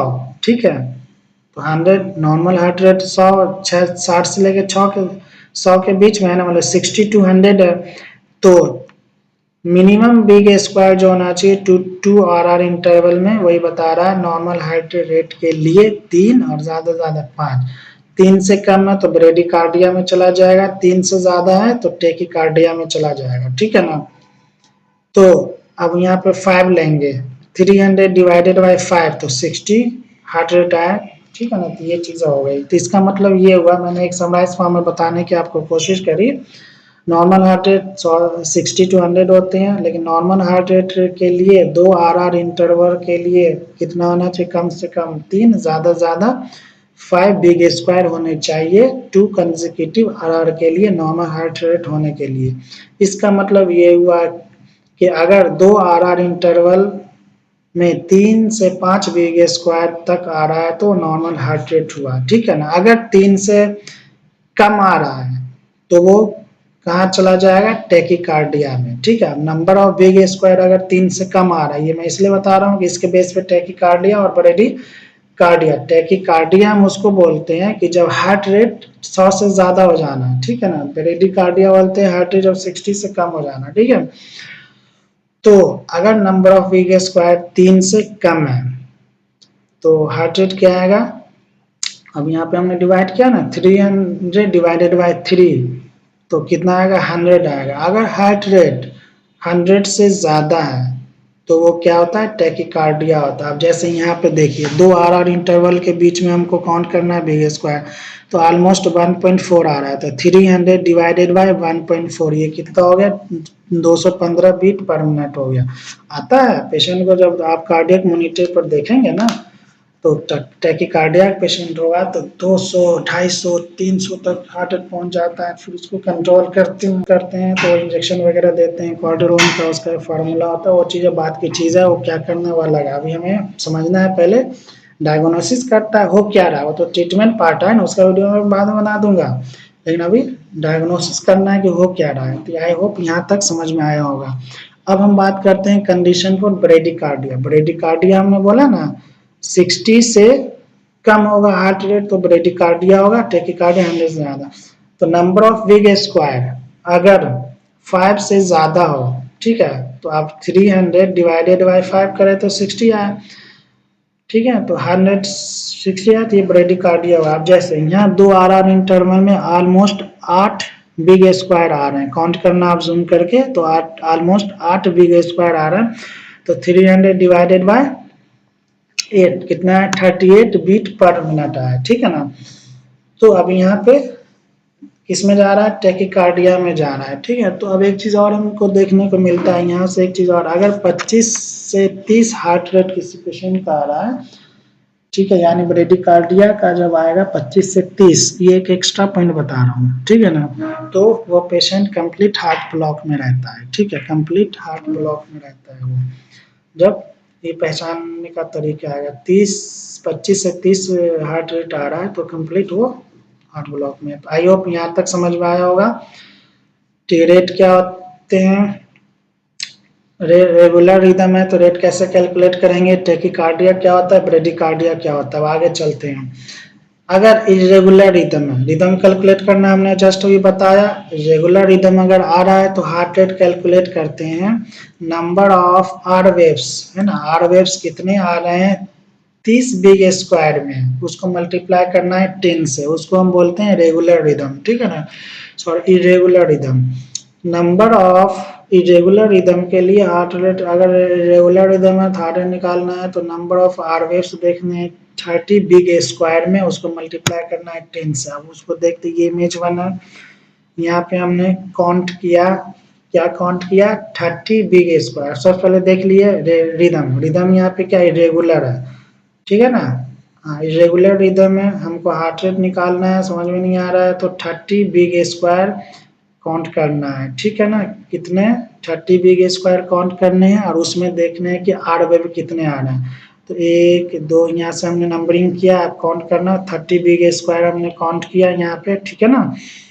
उसमें हमने देखा कि नंबर ऑफ आर वेव जो आ रहे हैं वो कितने आ रहे हैं, ये सेकेंड लीड का है, आर वेव ये हुआ तो कितने आ रहे हैं, 14 आ रहे हैं। तब हमको क्या करना है, 14 इंटू 10 तो 140 बीट पर मिनट आया, यानी ये कौन सा कंडीशन है, टैकीकार्डिया, ठीक है ना, तो ये होता है।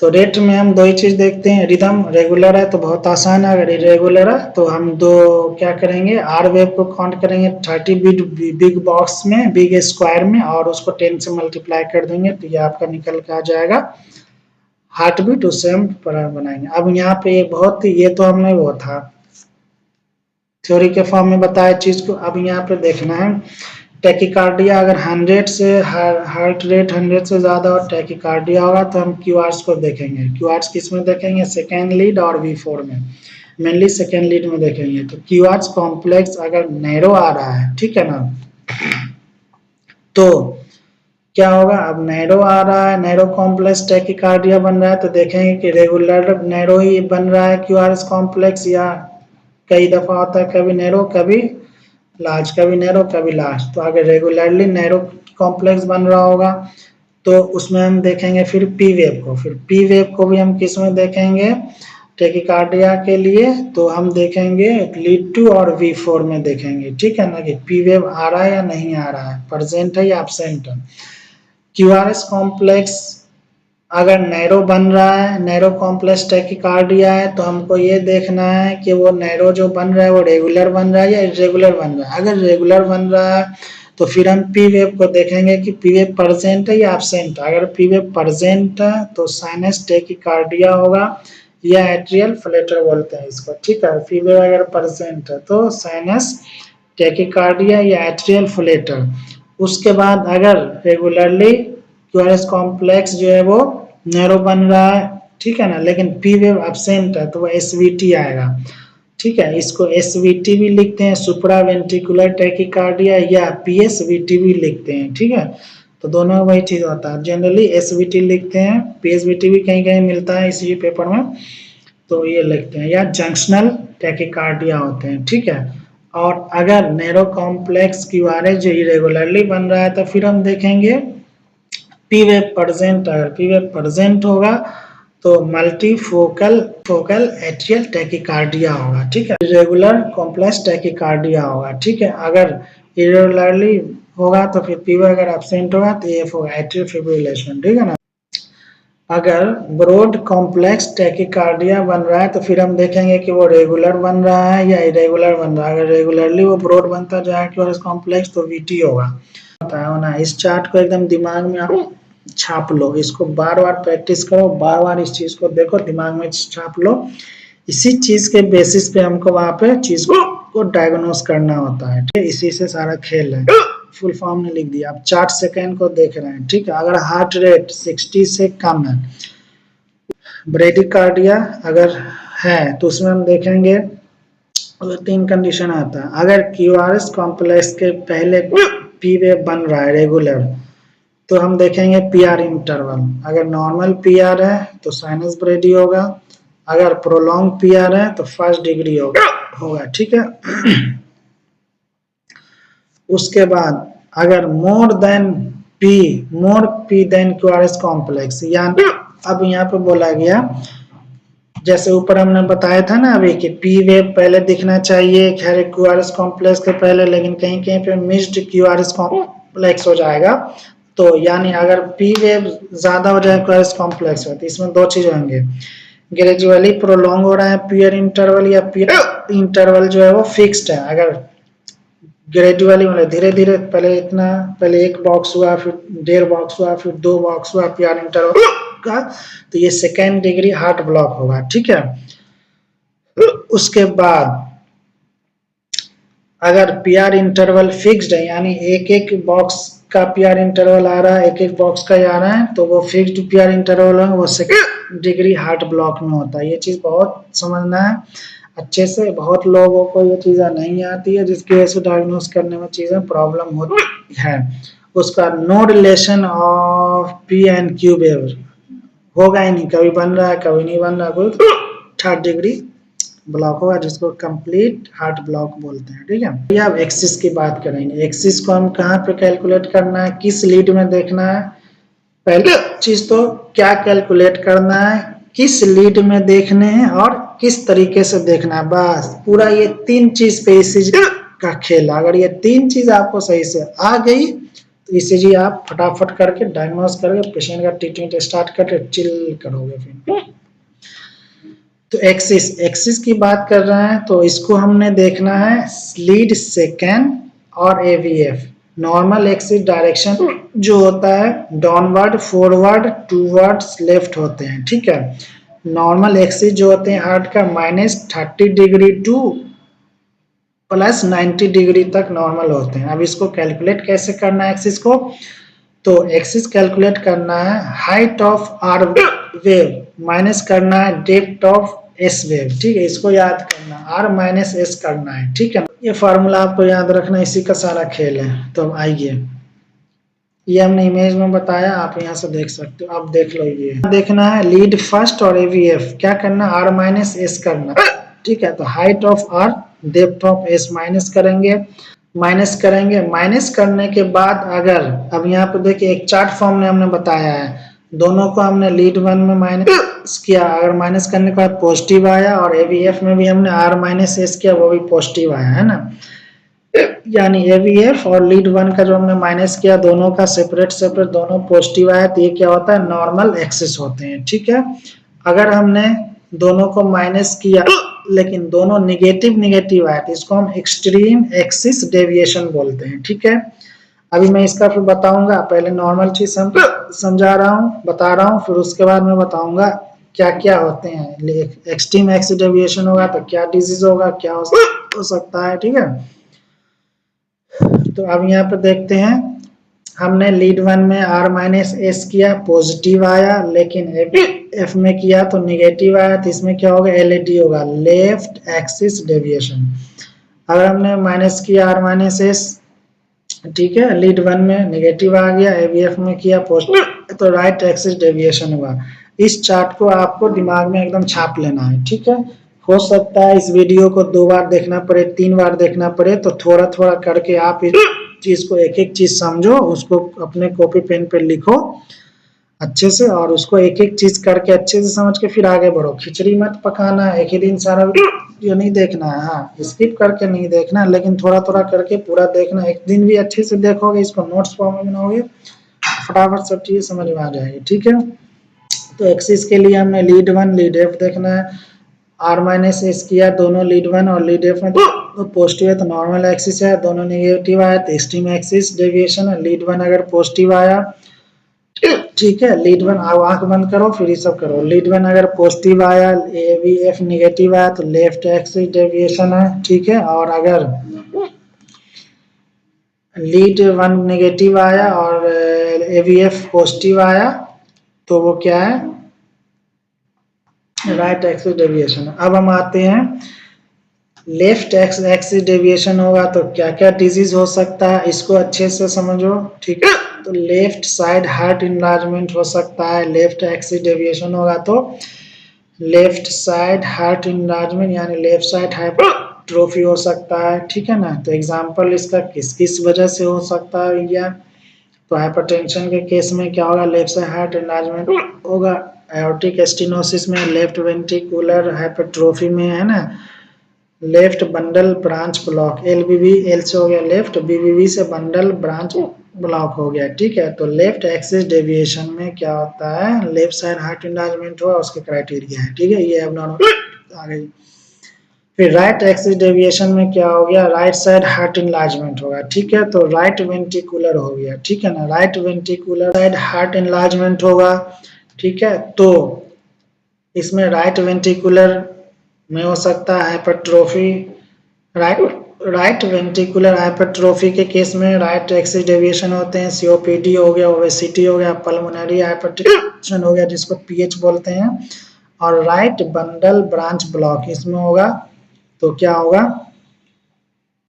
राइट एक्सिस डेविएशन होगा। एक्सट्रीम एक्सिस डेविएशन में क्या होता है, वेंट्रिकुलर टैकिकार्डिया जब आता है तो एक्सट्रीम एक्सिस डेविएशन हो जाता है। यहाँ पे अब एक चीज फिर मैं बोलूंगा, यहाँ नॉर्मल ECG ग्राफ है, PAQRST, ये इमेज यहाँ पर डालने का ये मकसद है कि अब यहाँ से शुरू होगा P वेव, P वेव के पहले एक नॉर्मल विजुअलाइजेशन हो जाए आपके जहन में, इस टाइप्स के होते हैं, ठीक है ना।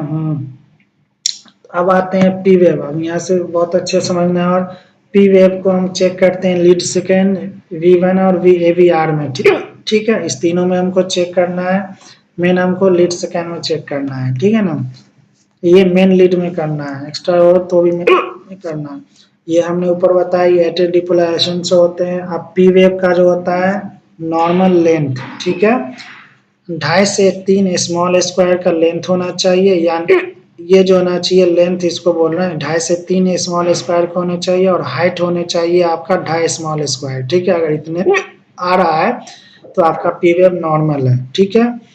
अब उसके बाद इन ऑल फेजेस, ठीक है ना, इन ऑल लीड्स, अब ये एक इम्पोर्टेंट चीज है समझने की, ऑल लीड्स में P वेव जो होते हैं वो अपराइट होते हैं, ठीक है, आपने देखा होगा, अब ये मैं इमेज में भी दिखाऊंगा, एक्सेप्ट लीड AVR, ठीक है, AVR में जो होते हैं वो P वेव क्या होते हैं, वो इन्वर्टेड होते हैं। और हमको चेक कहाँ कहाँ करना है, 3 में, लीड सेकेंड, V1 और AVR। तो सारे लीड में जो होते हैं P1 जो होते हैं वो अपराइट होते हैं, बट AVR में P वेव जो होते हैं वो इन्वर्टेड होते हैं, ठीक है।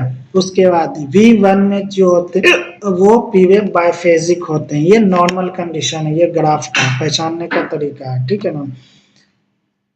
लीड सेकेंड में और ऑल लीड्स में जो होगा वो अपवर्ड होते हैं P वेव, लेकिन AVR में जो होते हैं वो इन्वर्टेड होते हैं, और V1 में जो होते हैं वो बाइफेजिक पी वेव होते हैं। ठीक, अब यहाँ पर देखिए in lead AVR inverted P wave जो कि हमने बताया वही। अब इमेज में देखो, लीड सेकंड में हमने देखा, ठीक है, अपराइट है।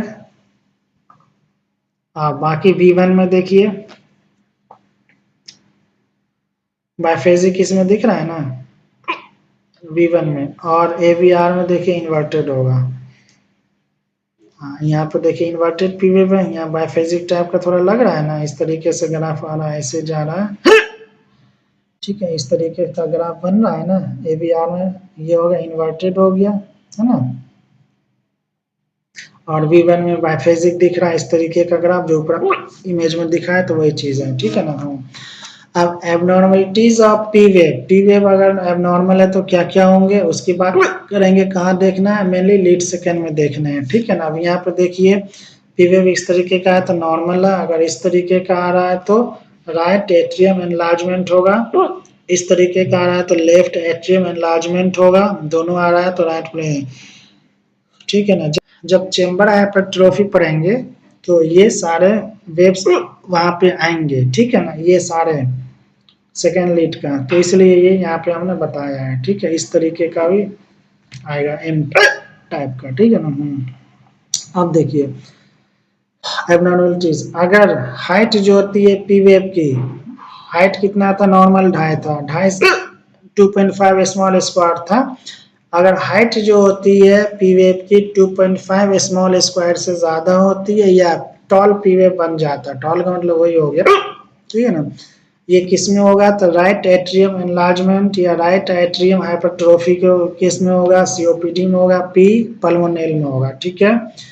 अगर लेंथ जो होता है या ड्यूरेशन लेंथ, ठीक है ना, 3 स्मॉल स्क्वायर से ज्यादा हो जाए या नोस्ट हो जाए या वाइड पी हो जाए, ठीक है ना, या एम जैसा दिखेगा, जैसा हमने बोला है ना, ये एम जैसा दिख रहा है ना, एम जैसा है ना, एम जैसा, तो ये किस में होगा, लेफ्ट एट्रियम एनलार्जमेंट में होगा या लेफ्ट एट्रियम हाइपरट्रोफी, दोनों एक ही चीज होता है। पी मिट्रेल में होगा। ठीक है ना, जिसको मिट्रल रिगर्गिटेशन बोलते हैं, मिट्रल स्टेनोसिस में हम देखने में मिलता है एम जैसा पी वेव। ठीक है, ये सब ग्राफ में आपको देखने को मिलेगा। और कई दफा जो होता है पी वेव पूरा एब्सेंट होता है ना, तो वो क्या होता है, एट्रियल फिब्रिलेशन। अब हम बात पीआर इंटरवल की। ठीक है, तो पीआर इंटरवल की बात करें, इसको बहुत अच्छे समझना है। पीआर इंटरवल कहाँ से होता है, पी वेव के स्टार्टिंग से लेके स्टार्टिंग ऑफ क्यू वेव। तो आपके मन जन एक सवाल आएगा कि पीआर इंटरवल हम बोलते हैं कहाँ से, स्टार्टिंग ऑफ पी वेव से स्टार्टिंग ऑफ क्यू वेव, तो पीआर क्यों बोलते हैं, पी क्यों नहीं बोलते हैं, तो इसका रीजन पीआर हम इसलिए बोलते हैं कि कई इसी ग्राफ में कई बार क्या देखने को मिलता है, क्यू वेव जो होते हैं वो एब्सेंट होते हैं, क्यू वेव उसमें शो नहीं होता है। तो अब क्यू वेव जब शो नहीं होगा तो फिर की पी क्यू इंटरवल तो होगा ही नहीं, इसलिए हम लोग बोलते हैं पीआर इंटरवल। लेकिन मेजरमेंट जो होता है उसका इंटरवल का पी वेव से लेके क्यू वेव तक। ठीक है, और इसके अंदर कितने होना चाहिए, नॉर्मल पीआर इंटरवल के लिए 3 से 5 स्मॉल स्क्वायर में होना चाहिए इसका लेंथ। ठीक है ना। पीआर इंटरवल नॉर्मल कब होगा, जब 3 से 5 स्मॉल स्क्वायर में आएंगे तो नॉर्मल होगा।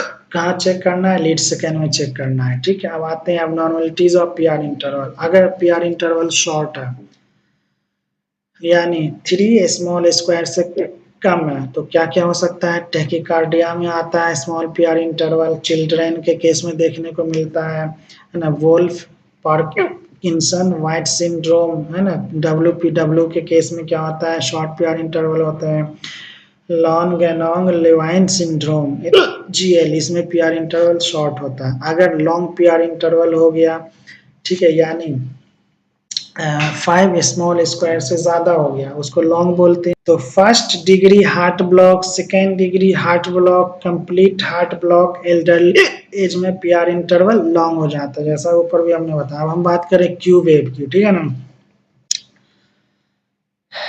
तो क्यू वेव पता है वेंट्रिकुलर डिपोलराइजेशन से बनता है, ठीक है ना। हाँ, तो अब यहाँ पे हम देख रहे हैं यानी क्यूआरएस कॉम्प्लेक्स वेंट्रिकुलर डिपोलाइजेशन बनता है, इसको हम देखना है V1 V2 एंड V3 में, ठीक है। अब उसके बाद यहाँ भी वही चीज बताया गया है। तो क्यू वेव को हम कंसीडर कब करेंगे पैथोलॉजिकली, ठीक है ना, जब इसका डीप कितना होगा 2 mm डीप होगा, ठीक है ना, 2 mm डीप होगा, यानी 2 स्मॉल स्क्वायर इसकी डीप होगी, ठीक है ना। क्यू नीचे नीचे जो आएगा 2 स्मॉल स्क्वायर होना चाहिए, ठीक है, और एक स्मॉल स्क्वायर इसका इसकी चौड़ाई होगी, ठीक है ना। तो इसको याद कर लो, वो यहाँ पे मेंशन नहीं हो पाया है। एक क्यू वेव पैथोलॉजिकली कंसीडर कब करेंगे जब इसका जो होगा 2 स्मॉल स्क्वायर जो होगा डीप होगा और एक स्मॉल स्क्वायर जो होगा वाइड होगा, ठीक है ना। तो वो नॉर्मल होगा, ठीक है ना। हाँ, उसके बाद इसको हम वाइड देखना है V1 V2 एंड V3 में देखना है, ठीक है ना। हाँ, तो अभी तक हमने क्या क्या पढ़ा, अब एक बार समराइज करता हूँ। हमने नॉर्मल फीचर ईसीजी का डेफिनेशन देखा, नॉर्मल क्राइटेरिया देखा, ठीक है, 10 गोल्डन रूल देखे, फिर ईसीजी में कितने लीड्स होते हैं, फिर हमने रिदम को देखा, रेट देख कैलकुलेट किया सीखा, एक्सिस कैलकुलेट करना सीखा, पी वेव क्या होता है उसके बारे में जाना, पीआर इंटरवल क्या होता है उसके बारे में जाना, अब क्यू वेव क्या होता है उसके बारे में हमने जान लिया, ठीक है। अब हम आते हैं क्यूआरएस कॉम्प्लेक्स पे। तो क्यूआरएस कॉम्प्लेक्स को हमने कहाँ देखना है अपने को तो लीड सेकेंड एंड V4 में देखना है। ये क्यूआरएस कॉम्प्लेक्स वेंट्रिकुलर डिपोलराइजेशन से बनता है, ठीक है। उसके बाद इसका नॉर्मल साइज जो होना चाहिए क्यूआरएस कॉम्प्लेक्स का 2 से 3 स्मॉल स्क्वायर होना चाहिए, ठीक है ना। हाँ, अब इस चीज को और डिटेल में समझने के लिए जो हमने टैकिकार्डिया का चार्ट एक्सप्लेन किया है, ब्रेडिकार्डिया का चार्ट एक्सप्लेन किया है, ठीक है ना। टैकिकार्डिया एंड ब्रेडिकार्डिया का जो चार्ट हमने एक्सप्लेन किया, आप वहां से इस चीज को और डिटेल में समझ सकते हो। अगर चार्ट आपके दिमाग में छप गया है तो सारी चीजें वही है, ठीक है ना। तो ये हो गया नॉर्मल वेव, है ना, P Q R S T. तो ये हो गया P Q R S T. इसका क्या होना चाहिए 2 से 3 इसकी जो होगी ना लेंथ, मतलब 2 से 3 स्मॉल स्क्वायर के बीच में है तो नॉर्मल है। अब बात कर रहे हैं एबनॉर्मलिटीज ऑफ क्यूआरएस कॉम्प्लेक्स, तो उसी चार्ट में आप देखेंगे, है ना, टैकिकार्डिया एंड ब्रेडिकार्डिया का जो चार्ट बना है उसमें आप देख सकते हैं डिटेल में। अगर मैं दोबारा फिर बताऊंगा यहाँ पे तो टाइम टेकन होगा ना, तो एक बार बता चुका हूँ तो आप वहां से देखिए, ऑलरेडी वीडियो लॉन्ग बनती जा रही है। अब बात करते हैं एसटी सेगमेंट। पूरे ईसीजी में सबसे इम्पोर्टेंट ये सेगमेंट होता है, ठीक है। ये इसलिए होता है कि एमआई का केस ज्यादा देखने को मिलता है हॉस्पिटल में, तो हमको एसटी सेगमेंट को ही देखना होता है। एमआई का केस है तो एसटी सेगमेंट होगा या एसटी एलिवेशन होगा या एसटी डिप्रेशन होगा। तो एसटी सेगमेंट जो होता है वो एसटी सेगमेंट जो है वो अच्छे से इसको समझना है। तो एसटी सेगमेंट कहाँ से कहाँ तक होता है, एंड ऑफ एस वेव, ठीक है, and start of T wave. ये जो एरिया है जो यहाँ पे हमने रेड से मार्क किया हुआ है, ठीक है, इस एरिया को हम क्या बोलते हैं एसटी सेगमेंट बोलते हैं, ठीक है। और एसटी सेगमेंट को देख के हमें क्या देखना है, स्कैन और इंफ्रैक्शन के केस में हम मेन एसटी सेगमेंट को ही देखते हैं, ठीक है ना। तो एसटी सेगमेंट का जो खेल होता है स्कैमिया और इंफ्रैक्शन के केस में ही पूरा होता है, तो इससे हम स्कैमिया इंफ्रैक्शन का पता लगाते हैं, ठीक है। अब उसके बाद यहाँ पे देखिए इसमें एक और चीज बोलूंगा, ठीक है ना, यहाँ पे एसटी सेगमेंट के साथ साथ एक जे पॉइंट को भी दिमाग में रखना होता है, ठीक है ना। हाँ, जे पॉइंट यहाँ पे हमने ये जो है जे पॉइंट, ये हमने यहाँ जो गोल सा पिंक कलर का थोड़ा सर्किल बना है इसको बोलते हैं जे पॉइंट। जे पॉइंट क्या होता है, is the end of QRS complex, है ना। ये क्यूआरएस कॉम्प्लेक्स है, एस का एंड हो रहा है, क्यूआरएस कॉम्प्लेक्स का एंड हो रहा है यानी एस का एंड हो रहा है, तो ये हो गया J point and beginning of ST segment, है ना। अब ये पूरा एसटी सेगमेंट है, इसका बिगनिंग यहाँ से हो रहा है, ठीक है। ये जे पॉइंट, ये जे पॉइंट को समझना है और एसटी सेगमेंट को समझना है। सारा खेल इसी जे पॉइंट पे है। जे पॉइंट ऊपर जा रहा है तो एसटी एलिवेशन हो गया, जे पॉइंट नीचे आ रहा है तो एसटी डिप्रेशन हो गया, है ना।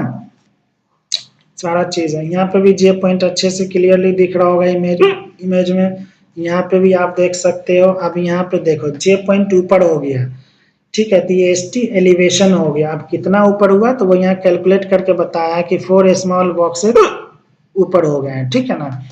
तो मेन हमें देखना है ऊपर हुआ या नीचे हुआ, कितना बॉक्स हो उससे मतलब नहीं, यहाँ पे बताया गया है कितना हुआ, ये उतनी याद रखने की बात नहीं है। एस टी सेगमेंट का जे ऊपर हो गया तो एस टी एलिवेशन हो गया। अब यहाँ पे देखिए जे पॉइंट नीचे आ गया, ठीक है। कितना नीचे आया, बेस लाइन, ये बेस लाइन है, बेस लाइन से ये बेस लाइन है, बेस लाइन से ऊपर हो गया 4, ये बेस लाइन है, बेस लाइन से नीचे आ गया 3, ठीक है ना। तो ये एस टी डिप्रेशन हो गया, ठीक है ना। हाँ, तो जे पॉइंट का समझ में, आई होप समझ में आया होगा। अब इमेज 5 में देखिए, है ना, ये जे पॉइंट, जे पॉइंट ऊपर चल गया एस टी, जे पॉइंट के साथ एस टी ऊपर हो गया तो एस टी रिलेशन हो गया, जे पॉइंट के साथ एस टी नीचे आ गया तो एस टी डिप्रेशन हो गया, ठीक है। अब इमेज 6 में देखिए, ठीक है ना, ये हो गया नॉर्मल ग्राफ हो गया, ये हो गया नॉर्मल ग्राफ, ठीक है। एस टी सेगमेंट अभी कहाँ पे है, बेस लाइन पे है, बेस लाइन, ये जो एक लाइन बीच में ड्रॉ हो रहा है इसको बेस लाइन बोलते हैं। अगर S T segment base line से यहाँ पर देखिए ऊपर जा रहा है ना, जे पॉइंट के साथ ऊपर चला गया, ऊपर चला गया, बिल्कुल क्लियरली दिख रहा है तो इसको एस टी एलिवेशन बोलते हैं। और अगर ये जे पॉइंट के साथ एस टी डिप्रेशन हो गया, बेस लाइन से ये नीचे आ गया तो ये एस टी डिप्रेशन बोलते हैं, ठीक है। अब आते हैं abnormalities of S T segment. अगर एस टी एलिवेशन हो रहा है तो एस टी एम आई होगा, यानी एस टी एलिवेशन एम आई। इसमें कैसा बनेगा, एस टी का एलिवेशन होने के बाद जो कैसा शेप आएगा वो कॉन्वेक्स शेप का रहेगा, ठीक है ना। एस टी का जो शेप होगा वो कॉन्वेक्स का होगा। पेरिकार्डाइटिस में भी क्या होता है, एस टी एलिवेशन होता है, लेकिन इसमें जो एस टी एलिवेशन का शेप होगा वो कॉनकेव शेप का होगा, ठीक है ना। और हाइपर कैलेमिया के केस में भी एस टी एलिवेशन हो जाता है, मतलब जब पोटेशियम लेवल इंक्रीज हो जाएगा। और उसके बाद आता है S T depression. S T depression किस किस में होता है, नॉन एस टी एम आई में होगा, हाइपोकेलेमिया होगा, क्रोनिक स्टेबल एंजाइना में होगा, और स्कैमिया में होगा। इसको बिल्कुल अच्छे से एग्जाम्पल याद रखिए, और जब आप ईसीजी देखेंगे तो ये डायग्नोस कर सकते हैं, ये डायग्नोस होगा तो आपको ट्रीटमेंट करने में आसानी होगी, ठीक है। अब नोट, ये नोट को आप नोट डाउन करके रखो, बहुत इंपॉर्टेंट चीज है पूरे इस एस टी एलिवेशन का। ये समराइज फॉर्म है, ये जो मैं बताने जा रहा हूँ अभी नोट फॉर्म में, ठीक है। एस टी एलिवेशन जो हम देखते हैं इस फॉलोइंग लीड्स में हम देखेंगे एस टी एलिवेशन हो रहा है, एस टी डिप्रेशन हो रहा है, एस टी एलिवेशन डिप्रेशन इस फॉलोइंग लीड्स में देखेंगे तो उसके हिसाब का एम आई होगा, उसके हिसाब का हम यहाँ पे डिजीज को हम वो करेंगे, ठीक है ना। तो lead second, lead third and aVF में अगर एस टी एलिवेशन या डिप्रेशन हो रहा है तो इंफीरियर वॉल एम आई होगा। अगर लीड 1 एवीएल V5 एंड 6 में हो रहा है तो लेटरल वॉल एम आई होगा, और अगर V1 to V4 में हो रहा है तो इंटीरियर वॉल एम आई होगा, ठीक है। अब इसको याद रखने की जरूरत, तरीका क्या, ट्रिक बता रहा हूँ, ठीक है ना। तो सबसे पहला याद रखो इंफीरियर, जब ईसीजी आएगा तो सबसे पहले मेन, अच्छा एम आई के केस में 90% की, मतलब 70 to 80% के जो आता है ना वो इंफीरियर वॉल एम आई का ही आता है, ठीक है ना। तब मैं ये नहीं कह रहा हूँ कि बाकी चीज को भूल जाना, हमको चेक तीनों वॉल का एम आई करना है, वैसा नहीं एक किए दो नहीं किए। जब इसी पेपर आएगा एम आई देख रहे हैं तो तीनों वॉल के एम आई को अपन को चेक करना है। तो अब क्या करना है, सबसे पहला याद रखना है लीड सेकेंड, लीड थर्ड और एवीएफ, ये किसको बताता है, इसमें एलिवेशन हो या डिप्रेशन हो, क्या बताएगा, इंफीरियर वॉल एम आई। उसके बाद आप चले जाइए लास्ट में V1 से V4। अब लास्ट में चले जाइए V1 से V4, ये क्या बताएगा, इंटीरियर वॉल एम आई। बचा बीच का है ना, दो याद करवा दिया। पहला वाला ए पॉइंट में आइए, lead second, lead third and AVF inferior wall M I बताएगा। उसके बाद V1 to V4 क्या बताएगा, इंटीरियर वॉल एम आई बताएगा। बचा बीच का, ठीक है, 1 से लीड 1 एवीएल एंड 5 6 ये लेटरल वॉल एम आई बचा बताएगा, ठीक है ना। ए और सी याद रखिए, बी आपको याद रखेगा। ए भी आसान है, सेकेंड थर्ड एवीएफ, और सी भी आसान है V1 to V4, जो बचा लेटरल वॉल, ठीक है। अब आते हैं एस टी अब आते हैं टी वेव, ठीक है ना। टी वेव जो बनता है वो क्या बनता है, वेंट्रिकुलर डीपोलराइजेशन से बनता है, ठीक है। उसके बाद टी वेव का नॉर्मल क्या होना चाहिए, साइज जो होना चाहिए वो 5 स्मॉल स्क्वायर के इसमें होता है, ठीक है ना। हाँ, और दूसरी चीज, नॉर्मल टी वेव जो होता है वो एसिमेट्रिकल होता है। एसिमेट्रिकल का मतलब होता है बीच से, ये जैसे टी वेव है इसको हम बीच से डिवाइड किए, इधर देखिए ज्यादा बड़ा एरिया आ रहा है, इधर देखिए कम आ रहा है, ठीक है। ये पॉइंट हो गया आपका, ये वाला जो डॉटेड लाइन है, ये मेरे कर्सर को देखिए, ये हो गया आपका, हमने मेरे कर्सर को देखिए, यहाँ से हमने डिवाइड किया, ठीक है ना। तो ये वाला जो एरिया हो गया ये एसिमेट्री हुआ, तो नॉर्मल टी वेव जो होता है वो एसिमेट्रिकल होता है। अगर टी वेव का हमने काटा बीच से, वो एसिमेट्री आ रहा है तो नॉर्मल टी वेव है, ठीक है। और उससे भी नहीं आ रहा समझ में, तो 5 स्मॉल स्क्वायर होना चाहिए, ठीक है ना। ओके, अब इस फिगर से हम देखेंगे सिमेट्रिक वर्सेस एसिमेट्रिकल। अब यहाँ पे हम देख रहे हैं टी वेव इन्वर्जन, और वो मत देखिए टी वेव इन्वर्जन या टी वेव टॉल। अभी हम सिमेट्री एसिमेट्री बता रहे हैं। टी वेव का हमने बीच से काटा, काटने के बाद, ठीक है, टी वेव को हम कट किया, बीच से काटने के बाद दोनों एरिया जो है वो क्या आ रहा है, बराबर आ रहा है, इक्वल आ रहा है, यानी ये क्या हो गया, सिमेट्रिकल टी वेव हो गया, ठीक है, ठीक है ना।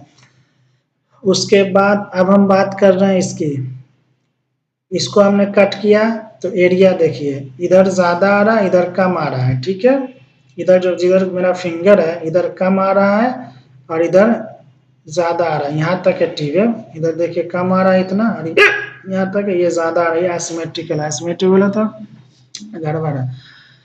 अब यहाँ पे हमने नोट के फॉर्म में एक चीज हिंदी में समझाने की कोशिश की है, टी वेव असिमेट्रिकल है तो डेंजर है। टी वेव अगर टेंटेड टॉल है, टॉल टेंटेड है तो भी गड़बड़ है। अब एबनॉर्मलिटीज ऑफ टी वेव की बात करें, अब हाइपर एक्टिव कह दो या पीक्ड कह लीजिए, या टॉल या अपराइट या शार्प टी वेव कह लीजिए, ऐसा देखने को मिलता है इसी में, इसलिए यहाँ पे लिखा भी है। तो हाइपरकेलेमिया एक्यूट एमआई है ना, और बीइंग अर्ली रिपोलराइजेशन, यानी अगर पहले टाइम जितना ड्यूरेशन उसके पहले रिपोलराइजेशन होगा तो hyper active peaked tall upright and sharp T wave देखने को आपको मिलेगा। अब इमेज 1 में, तो अब इस इमेज में देखते हैं, ये इमेज देखिए, है ना, टी वेव क्या है, यहाँ पे टॉल भी है ना, ऊपर से शार्प भी है ना, अपराइट भी इसको बोलते हैं, पिक्ड भी बोलते हैं, है ना, हाइपर एक्टिव बोलते हैं, इस तरीके का आपको देखने को मिलेगा। इमेज सेकंड में देखते हैं, है ना, शार्प। इमेज सेकंड में देखिए क्या है, शार्प है ना, ये है। उसके बाद ये देखिए टी वेव, टी वेव ये है, ये वाला देखिए, है ना। हाँ, ये क्या इसको बोलते हैं, peaked, tall peaked T wave, ये टॉल पिक्ड टी वेव हो गया, ठीक है। तो ये इमेज 4 में देखिए, है ना, ये इमेज 4 में भी देखिए, पूरा एकदम क्या है, टॉल पिक्ड है, ठीक है। तो हमने केस बता दिया किस किस में होता है, hyperkalemia, acute MI, being early repolarization, यहाँ लिखा है रिपोलराइजेशन, ठीक है ना, ध्यान से पढ़ना है। उसके बाद दूसरा आता है फ्लैट और प्रोलोंग या राउंड टी वेव, ये हाइपोकेलेमिया में होता है, इस तरीके का आपका दिखेगा, फ्लैट चप्पल जैसे दिखेगा, या राउंड टी वेव दिखेगा, ठीक है, इस तरीके का देखिए, फ्लैट हो गया, ये फ्लैट इस तरीके का दिखेगा, ठीक है ना, इस तरीके का राउंड दिखेगा। तो आज बच्चे को बैठाएंगे, बैठाने वाला सीन है, मतलब इस तरीके का दिखेगा, ठीक है ना। अब आते हैं इन्वर्टेड टी वेव, ये तो नॉर्मल कंडीशन होता है, दो हो गया। अब इन्वर्टेड टी वेव की हम बात करेंगे, तो नॉर्मली इन्वर्टेड टी वेव जो होते हैं, lead third V1 V2 and AVL में इन्वर्टेड टी वेव देखने को मिलेगा, ठीक है ना। ये नॉर्मल होता है, इसके अलावा अगर कहीं दिख रहा है इन्वर्टेड टी वेव तो वह नॉर्मल है। तो ये किस किस केस में हो सकता है, इस्केमिया के केस में होगा, MI के केस में होगा, ठीक है, लेफ्ट वेंट्रिकुलर हाइपरट्रोफी LVH के केस में होगा, RVH right ventricular hypertrophy case में होगा, बंडल ब्रांच ब्लॉक के केस में होगा, पल्मोनरी एम्बोलिज्म के केस में इन्वर्टेड टी वेव आता है, हाइपोथायराइडिज्म एंड ओबेसिटी में इन्वर्टेड टी वेव आता है। जैसे ये देखिए, ये हो गया आपका बेसलाइन, टी वेव यहाँ नीचे आ गया, इन्वर्टेड हो गया। अब जैसे यहाँ देखिए है ना, ये हो गया बेस लाइन, बेस लाइन को आइसो इलेक्ट्रिक लाइन भी बोलते हैं, इन्वर्टेड हो गया, ठीक है। अब कई दफा देखने को मिलता है बाइफेजिक टी वेव, ठीक है। तो अब देखिए बाइफेजिक टी वेव का मतलब यहाँ पे ये है कि माइकार्डियल इस्केमिया में हो सकता है, ठीक है। टी वेव अप जाएगा देन डाउन जाएगा, देखिए पहले टी वेव ऊपर जा रहा है फिर नीचे आ रहा है, ऊपर जा रहा है नीचे आ रहा है, ठीक है। हाइपोकैलेमिया में कई दफ़ा देखने को मिलता है टी वेव बाइफेजिक देखने को मिलता है, तो इसमें पहले डाउन जाएगा फिर अप आएगा, देखिए पहले डाउन जा रहा है फिर अप आ रहा है, डाउन जा रहा है फिर अप आ रहा है, ठीक है। तो ये सारी चीज़ देखने को उसमें मिलती है। अब आता है क्यूटी इंटरवल, क्यूटी इंटरवल को चेक करना है अपने को लीड सेकेंड में। अब ये कहाँ से होता है, start of Q wave and end of T wave, ठीक है ना। क्यू वेव के स्टार्ट से यहाँ ग्राफ में देखिए ये ब्लू लाइन एक बीच में हमने ड्रॉ किया लंबा सा, यहाँ से हुआ रेड, जो है रेड एरिया जो भी है ये हो गया आपका क्यूटी इंटरवल, ठीक है ना। अब ये मालूम है ये ventricular depolarization plus ventricular repolarization से बनता है। ऐसा क्यों बनता है, टी वेव मालूम है वेंट्रिकुलर डिपोलराइजेशन से बनता है, क्यूआरएस जो होता है वो वेंट्रिकुलर डिपोलराइजेशन से बनता है। तो क्यूटी की बात कर रहे हैं, यानी क्यू से लेकर टी में जो आया तो दोनों आया, तो ventricular depolarization plus ventricular repolarization दोनों से बना। क्यूटी इंटरवल के लिए नॉर्मल ड्यूरेशन जो होता है वो 9 से 11 स्मॉल स्क्वायर होते हैं। अगर 9 से 11 स्मॉल स्क्वायर है तो नॉर्मल क्यूटी इंटरवल है। अब क्यूटी इंटरवल जो होते हैं वो इनवर्सली प्रोपोर्शनल होते हैं कैल्शियम के, यानी क्यूटी इंटरवल अगर बढ़ा तो कैल्शियम लेवल कम होगा, जब कैल्शियम लेवल कम होगा तो टेटानी होता है, ठीक है। और अगर क्यूटी इंटरवल नैरो है यानी क्यूटी कम हुआ, ठीक है ना, तो कैल्शियम बढ़ेगा तो विटामिन डी इंटॉक्सिकेशन हो सकता है, कार्सिनोमा ब्रेस्ट के केस में, पैराथायरॉइड एडिनोमा के केस में हमें ज़्यादा देखने को मिलता है, ठीक है। इसी तरीके से यहाँ पे क्यूटी इंटरवल को ड्रॉ किया गया है, ठीक है। सेकेंड लीड में हमने देखा है। अब क्यूटी इंटरवल यहाँ प्रोलॉन्ग है तो हाइपोकैलेमिया हो गया, और शॉर्ट है या नैरो है तो हाइपर कैलेमिया हो गया, ठीक है ना। अब ईसीजी ग्राफ में we have to see three things for MI. अब ये बहुत ही इसको समझिए, अभी तक जो हमने ग्राफ बनाया, अभी जो मैं इस ग्राफ के बाद में कुछ ईसीजी का इमेज डालूंगा, इमेज को आप जो है डाला है हमने, तो उस इमेज को देखते हुए आपको क्या करना है, डिजीज का डायग्नोसिस बनाना है, ठीक है ना। अब मैं यहाँ पे ज़्यादा इमेज भी नहीं डाल सकता हूँ कि वीडियो लॉन्ग हो जाएगा तो लोग आगे देखेंगे नहीं, बोलेंगे सर, बोलेंगे क्या बना दिया क्या, है ना। तो उसको देखते हुए हमने मेरी ख्वाहिश तो ये थी कि हर वेव्स के बाद मैं 4-5 ईसीजी का ग्राफ डालूं और मैं उसको डिस्कस करूं, लेकिन वो चीज़ अगर करने लगूंगा तो वो वीडियो बहुत लंबा बन जाएगा ना। अगर आप लोगों की रिकमेंड होगी तो मैं फिर सिर्फ ग्राफ का, ठीक है ना, ग्राफ का मैं एक वीडियो बनाऊंगा, उसको आपके साथ डिस्कस करूंगा, ठीक है ना। बहुत सारा 10, 20, 50 ग्राफ ले लेना ईसीजी का 1 बाय 1 डाल के उसके ऊपर एक अलग से अगर आप लोग बोलेंगे तो वो मैं बना के कर दूंगा, ठीक है। तो ईसीजी ग्राफ में हमको 3 चीज देखना है, किसके लिए, एमआई के केस के लिए, ठीक है ना। एसटी सेगमेंट देखना है, इस पॉइंट को एकदम दिमाग में सेट कर लीजिए, वो एलिवेशन हो रहा है या डिप्रेशन हो रहा है, ठीक है। टी वेव को देखना है, अप जा रहा है, ठीक है, या लो डाउन जा रहा है, और जे पॉइंट को देखना है, ठीक है, एमआई के केस में। अब उसके बाद अभी तक जो था ये ईसीजी के ऊपर था। अब उसके बाद एक टॉपिक आता है हाइपर चेम्बर हाइपरट्रोफी। ये भी जो होता है हमको ईसीजी को देख के ही बताना पड़ता है, चेम्बर हाइपरट्रोफी में क्या है, कार्डियोमेगैली है या लेफ्ट वेंट्रिकुलर हाइपरट्रोफी है, राइट वेंट्रिकुलर हाइपरट्रोफी है, लेफ्ट एट्रियम हाइपरट्रोफी है, राइट एट्रियम हाइपरट्रोफी है, क्या है, ये आपको ईसीजी को देख के ही बताना पड़ता है। इसलिए इस टॉपिक को यहाँ पे हमने ईसीजी के साथ यहाँ पे बताने की कोशिश की है कि ईसीजी के अंदर जितने पोर्शन आ रहा है वो सारा यहाँ पे कवर हो जाए, ठीक है ना। हाँ, फिर मैं एक बात ही बोलूँगा, ईसीजी जो मैं अभी यहाँ पे वीडियो मतलब ईसीजी जो मैं यहाँ पे इस वीडियो में एक्सप्लेन कर रहा हूँ, मैं इस वीडियो से ये नहीं बोलूँगा कि मैं कंप्लीट ईसीजी बता रहा हूँ, मैं इतना बोलूँगा कि इनकम्प्लीट भी नहीं है और इनकम्प्लीट भी नहीं है, लेकिन आपके पास इस वीडियो को देखने के बाद इतना नॉलेज हो जाएगा कि आप आज जहाँ पे हो इस वीडियो को देखने के बाद 10 छोड़ो, अगर तुम 1% मेरे इस वीडियो को देखने के बाद तुम 1% कुछ यहाँ से सीखे तो मेरा तो उसी में भला हो गया ना। अगर उस 1% को सीख के अगर किसी पेशेंट को तुम अच्छे से डायग्नोज कर पा रहे हो, पेशेंट अच्छा हो रहा है, ठीक हो रहा है, तो मेरा वही 1% वही भला हो गया, ठीक है ना। तो लेकिन 1% आप नहीं सीखोगे, 1% से आप ज़्यादा सीखोगे, क्योंकि हमने एक्स्ट्रा चीज़ यहाँ पे कुछ नहीं बताया है। हमने यहाँ पे वही सारी चीज़ डिस्कस की है जो बेसिक ईसीजी रीड करने में बेसिक चीज़ें होती है, वो आपको आना चाहिए। बहुत सारे, फिर मैं बोलूँगा बहुत सारे वीडियो डले हुए हैं नेट पे, यूट्यूब पे बहुत सारे वीडियो, बहुत सारे बुक्स आई हुए हैं, लेकिन बुक को पढ़ने का ना टाइम है, ना यूट्यूब पे जितनी वीडियो डली है उसमें सारी एकदम परफेक्ट इन्फॉर्मेशन है, सब में आधी अधूरी इन्फॉर्मेशन है, कहीं पे कुछ कमी है, कहीं पे कुछ। तो सारे चीज़ को देखते हुए हमने एक ये वीडियो समराइज फॉर्म में बनाने की कोशिश की है कि इससे आपको एग्जैक्ट चीज़, आप जैसे क्यूआरएस देखना है ना, फॉर एग्जाम्पल हमने क्या देखा, क्यूआरएस देखना है, तो अब किसी बुक ने नहीं लिखा है नॉर्मल क्यूआरएस साइज के लिए, नॉर्मल क्यूआरएस होने के लिए 2 से 3 स्मॉल स्क्वायर होना चाहिए, किसी ने नहीं लिखा है।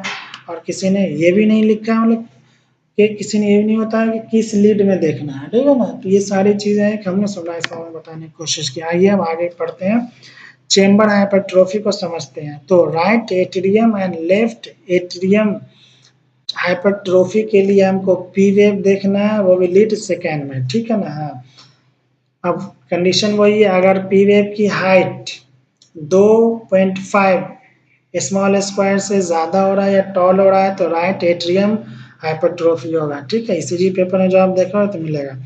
अगर पी वेव का लेंथ या ड्यूरेशन बोल दो, लेंथ जनरली हम लोग यूज करते हैं, 3 स्मॉल स्क्वायर से ज़्यादा हो रहा है, ठीक है ना। हाँ, या नोच्ड आ रहा है, जैसा हमने एम टाइप का दिखाया था ना, एम जैसा दिखेगा, तो लेफ्ट एट्रियम एनलार्जमेंट होगा, ठीक है।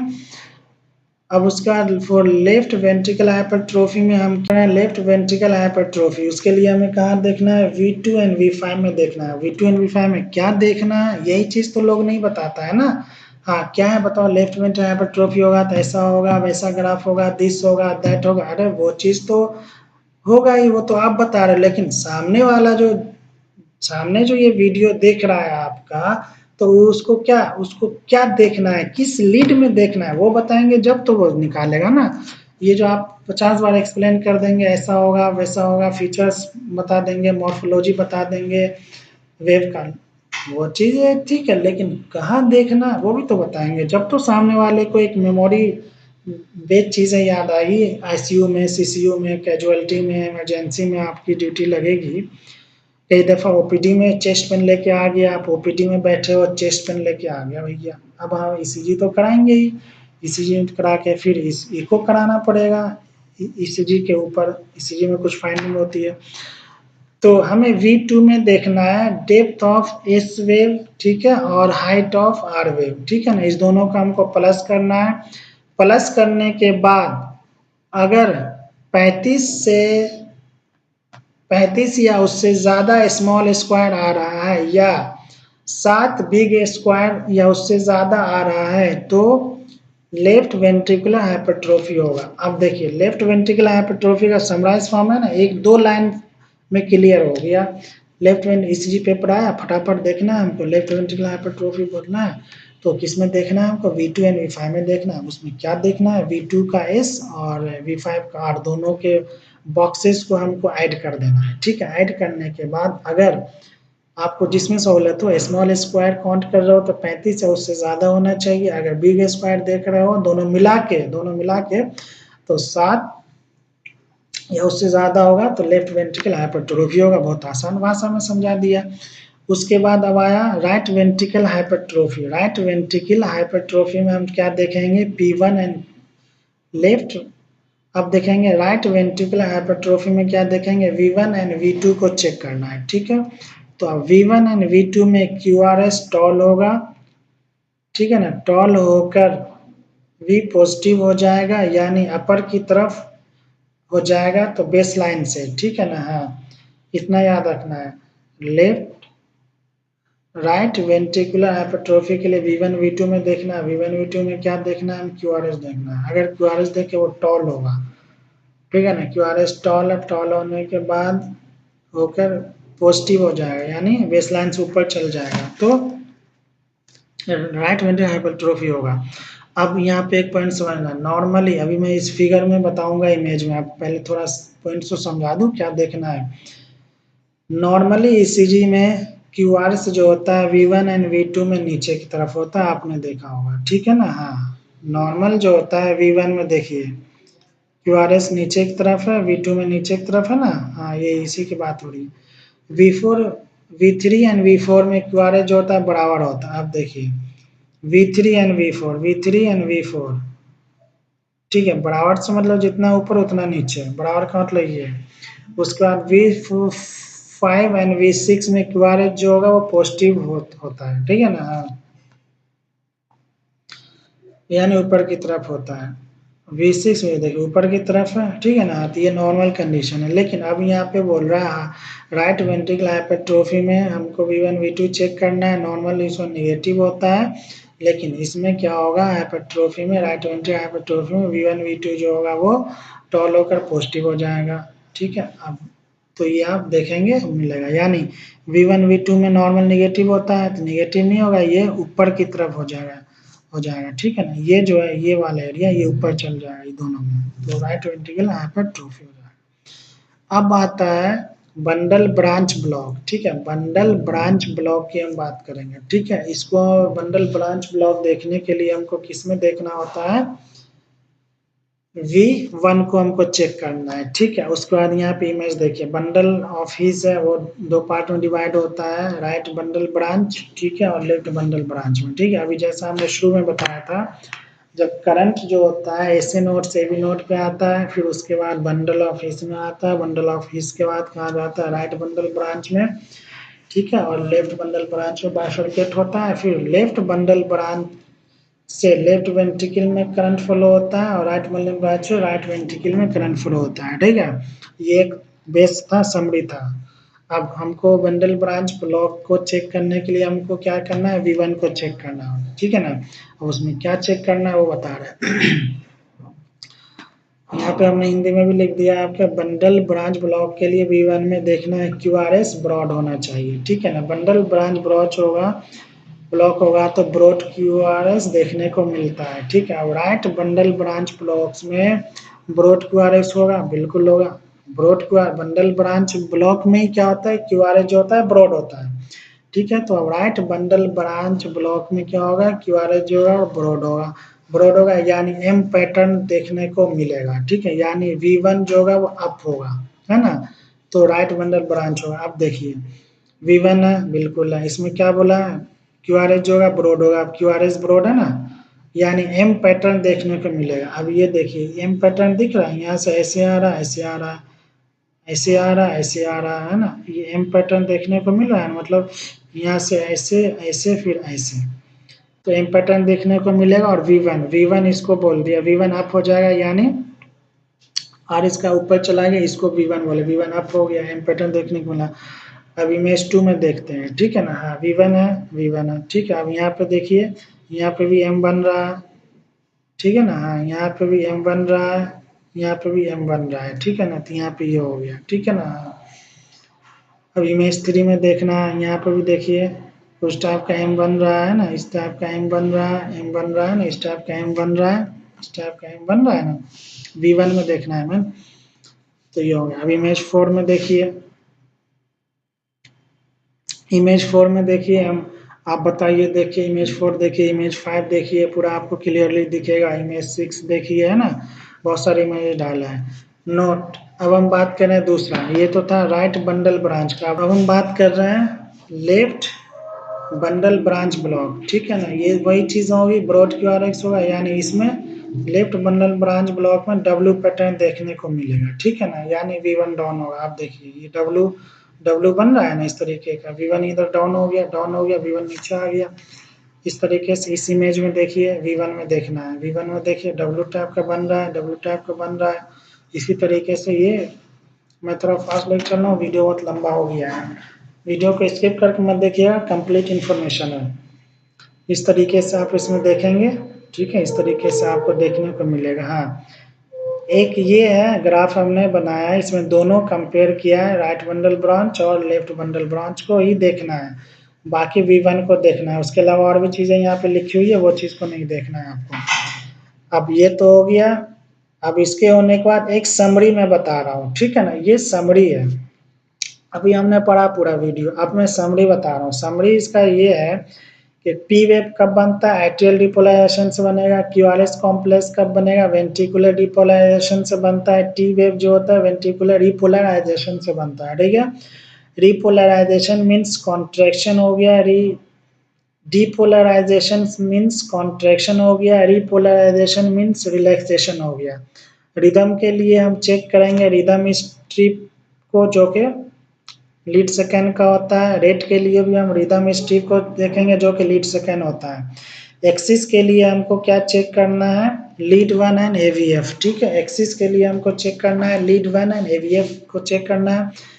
पी वेव को हमको देखने के लिए चेक करना है लीड सेकेंड, और उसमें क्या चेक करना है, 2.5 से 3 स्मॉल स्क्वायर का होगा तो होगा। उसके बाद पी आर इंटरवल के लिए हमको क्या चेक करना है, लीड थर्ड चेक करने हैं। क्यू वेव्स के लिए हमको V1 V2 एंड V3 देखना है, ठीक है। क्यू आर एस के लिए हमको लीड सेकेंड एंड V4 देखना है, ठीक है। टी वेव के लिए हमको क्या देखना है, 5 स्मॉल स्क्वायर होना चाहिए इसका। क्यूटी इंटरवल के लिए हमको लीड सेकेंड चेक करना है, जिसमें 3 से 11 स्मॉल स्क्वायर होगा तो नॉर्मल होगा, ठीक है ना। तो ये जो था हमारा क्या था, ऑल अबाउट ईसीजी के बारे में था। समराइज फॉर्म में हमने ईसीजी बताने की कोशिश की। अगर इसमें किसी को कोई दिक्कत होती है तो आप कमेंट करके पूछो, और इस वीडियो को आप बार बार देखना और अच्छे से देखना, धीरे धीरे मतलब बार बार देखना, समझ समझ के देखना, तो आपको 100% बता रहा हूँ पूरी चीज़ें समझ में आ जाएगी। और आप ईसीजी के इस वीडियो के बाद आप अपने जहाँ भी ड्यूटी कर रहे हो, पीटी में हो, आरएमओ हो, जेआरशिप कर रहे हो, अपना क्लिनिक चला रहे हो, आयुष कोई से भी डॉक्टर हो, आयुष हो, एलोपैथी हो, एमडी मेडिसिन हो, कोई भी हो, ठीक है ना, सीसीयू आईसीयू इमरजेंसी वर्कर हो, देखने के बाद आप ज़रूर उतने पॉइंट पे पहुंच जाएंगे कि आप जो है डिजीज को डायग्नोज कर लेंगे ईसीजी पेपर को देख के, ठीक है। तो thank you for watching and